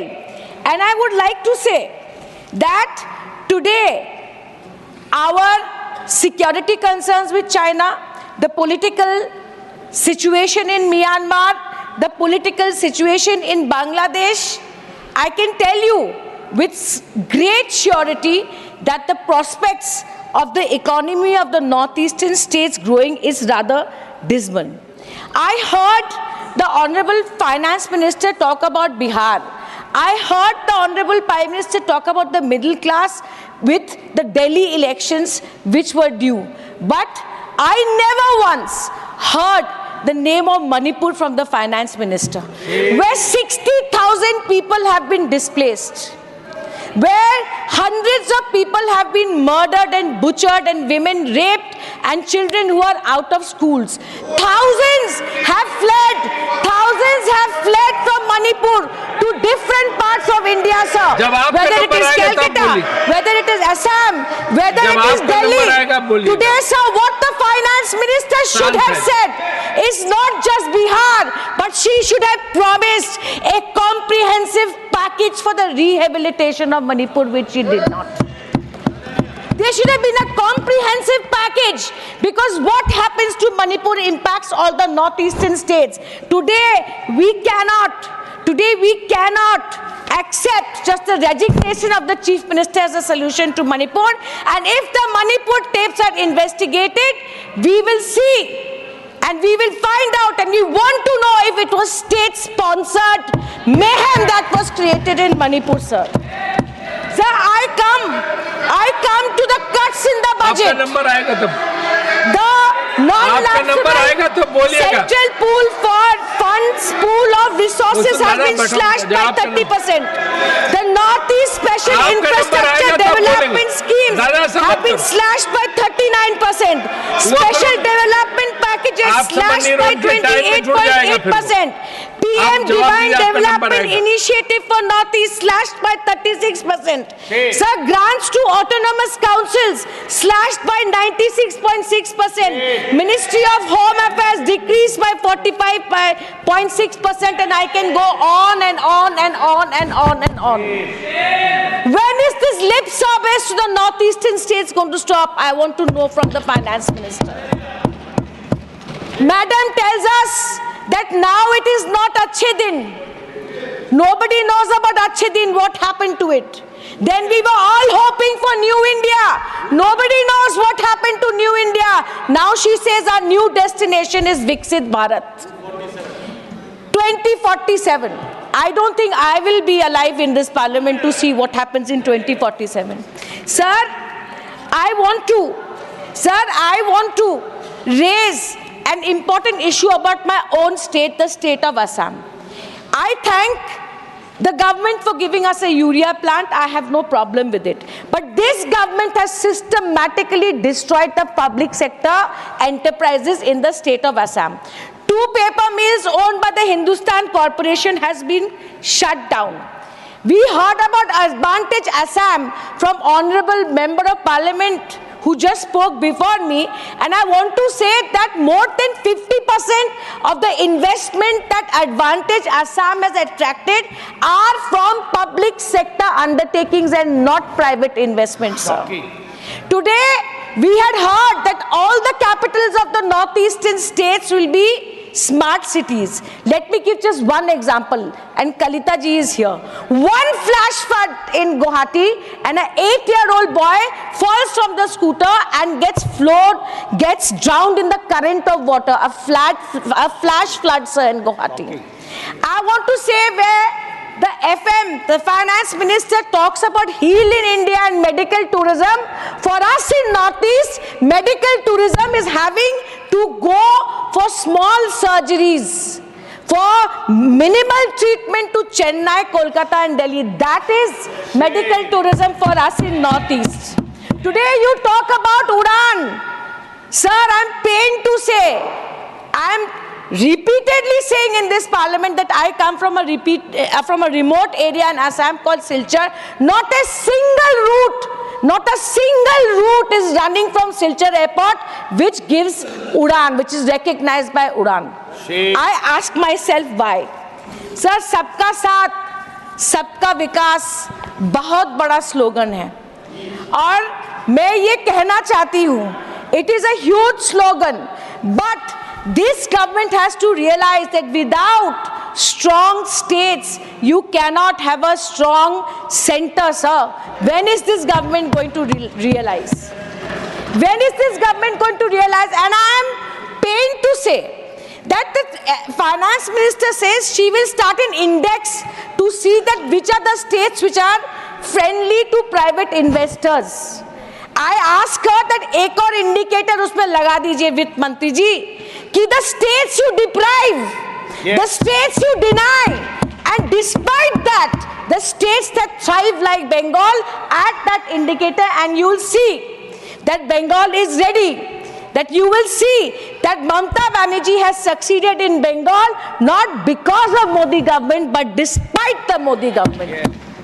और मैं ये कहती हूँ, असम के लिए भी एक index करिए कि असम में जो इन्वेस्टमेंट्स आ रहे हैं सर, असम में जो इन्वेस्टमेंट्स आ रहे हैं उसके लिए एक नया इंडिकेटर बनाइए सर। उस इंडिकेटर में हमें ये दिखना चाहिए कि असम में जो इन्वेस्टमेंट्स आ रहे हैं, how many investments at the back of how many investments do we have the BJP political leaders' money? Today, whether it is schools, today whether it is hotels, BJP के कितने नेता हैं इस इंडेक्स में जिनका पैसा आज आसाम में लग रहा है सर, इसके लिए भी एक इंडेक्स होना चाहिए। आसाम शायद सबसे आगे रहेगा इसके लिए। सभापति महोदय, I hope that as parliamentarians we go beyond the headlines and look at the fine print to see that in effect this is an insensitive budget that does not talk about unemployment, that does not talk about price lies, that does not address the ailing issues, the burning issues of this country, and it is an absolute and total neglect of the northeastern states and Bengal, and unless you rectify your ways, you will be routed. You will be routed from northeast and you will be routed from Bengal. Because sir, let me tell you sir, let me submit that today people suffering and people's voice in a democracy is the loudest voice. And I can tell you that today Assam has got a urea plant, and the one single reason is Assam is headed for election, and Mr. Biren Singh has been asked to resign only because the entire tribal community of India has moved away from the Bharatiya Janata Party. With those words, I once again thank the party for giving me this opportunity. Thank you. Mr. P. Wilson. Thank you, Vice Chairman, sir. Sir, I wanted 5 more minutes, and you should not be like a finance minister. Give me more. Be gracious enough to give 5 more minutes. When you give next speech, take another 5 minutes in that speech, not in this one. No, I have only 4 minutes. Sir, the budget is not a budget for the people of this country. It is a budget of missed opportunities, misaligned priorities, and economic stagnation. In a nutshell, this is not a union budget. It's a coalition budget aimed at political appeasement rather than national development. This doesn't reflect inclusive growth. Sir, I will list out how Tamil Nadu is ignored in this budget. Tamil Nadu is the second largest contributor to GDP third in GST, fourth in direct tax. However, this year it is ranked 15th in railway budget allocation. This year, the allocation is rupees 6,626 crores, which is just 2.5% of the national railway budget. Sir, states like Madhya Pradesh have been allocated 14,745 crores and Uttar Pradesh is 19,858 crores. Sir, for every 1 rupee which Tamil Nadu gives to Union Kitty, it gets only rupees 26 paise last year. Now, this has still gone down. Sir, our request to approve metro rail projects in Tamil Nadu, especially in Madurai and Coimbatore, is neglected. No new high-speed rail lane is approved. No new expressway is announced. Nothing on FAME bus scheme in this budget. Sir, there is no allocation for Chennai metro rail project. Other states like UP has metro available in 5 cities, Maharashtra in 4 cities, but we are not getting enough funds even for one metro project which is in Chennai. Sir, Coimbatore AIMS project is totally ignored. The Madurai AIMS, inaugurated with fanfare by the Honorable Home Minister in 2019, is still moving in a snail's pace. It looks like the first batch of students will graduate from a temporary building without even seeing the Madurai AIMS. Sir, in December 2023, when cyclone Mishang and flood hit Chennai and other coastal districts, our government demanded rupees 37,000 crores for damages and compensation. Sir, but unfortunately, Union government gave only a paltry sum of rupees 276 crores. However, when cyclone hit Gujarat, the Union government immediately released 5,000 crores when the Honorable Prime Minister visited. Sir, no major new national highway expansion or railway corridor projects were sanctioned in Tamil Nadu. Higher allocations were made for Gujarat and UP under the Bharatmala and railway modernization. Sir, there is reduction in rural development fund which impacts Tamil Nadu. This reduction will affect crucial rural infrastructure and poverty alleviation programs in Tamil Nadu. Sir, there is insufficient allocation for smart cities and urban development. In cities like Chennai, Coimbatore and Madurai received no specific urban development allocation despite their crucial role in the smart cities mission.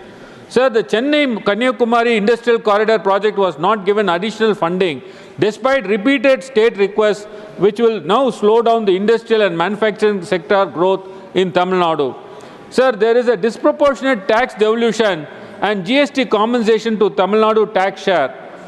There is 10.5% increase in devolution to other states, but no specific relief or GST compensation is given for Tamil Nadu. The state has been demanding higher GST compensation due to the revenue loss post-GST implementation. Sir, there is no special package for fishermen affected by Sri Lankan territorial issues and even for the climatic change. A blue economy fund to support the fishing industry is absent in the budget, which was expected. Sir, there is no increase in funds for disaster management for Tamil Nadu. Tamil Nadu is prone to floods and cyclones, expected higher allocation for disaster resilience. The disaster management grant was increased by only 5%, which may not be sufficient during disaster time to meet any crisis. Sir, there is a neglect of Tamil Nadu renewable energy push. The budget focused more on nuclear energy, but Tamil Nadu, a leader in wind and solar energy, was not allocated additional funds for its renewable projects. Sir, we expect higher central grants for Tamil Nadu offshore wind energy projects. Sir, there is no special status or financial support for Tamil Nadu, which has demanded a special financial package considering its high revenue contribution to the center. Sir, the impact is... Sir, 5 minutes, sir. Not at all. Please, कृपया समाप्त करें. Another 5 minutes, sir, or 2 minutes? No, बिल्कुल नहीं. आप कृपया समाप्त करें. Sir, I'll complete, sir. I'll complete, sir. The state continues to less per capita funding compared to many northern states. In Union Budget 2025, the several sectors experienced a decrease in allocation compared to the previous fiscal year. Here are 10... समाप्त करें माननीय सदस्य. Sir, धन्यवाद. sir. Shri S Niranjan Reddy. Thank you, Vice Chairman, sir. Sir, for me, the budget presents a mixed bag. So it has a continuity and commitment. It ticks off the macro boxes well, sir. It has a proper fiscal glide path. It is showing the way towards fiscal consolidation. The capital expenditure could have been little more, but it has been maintained constant because last year the utilization was not complete.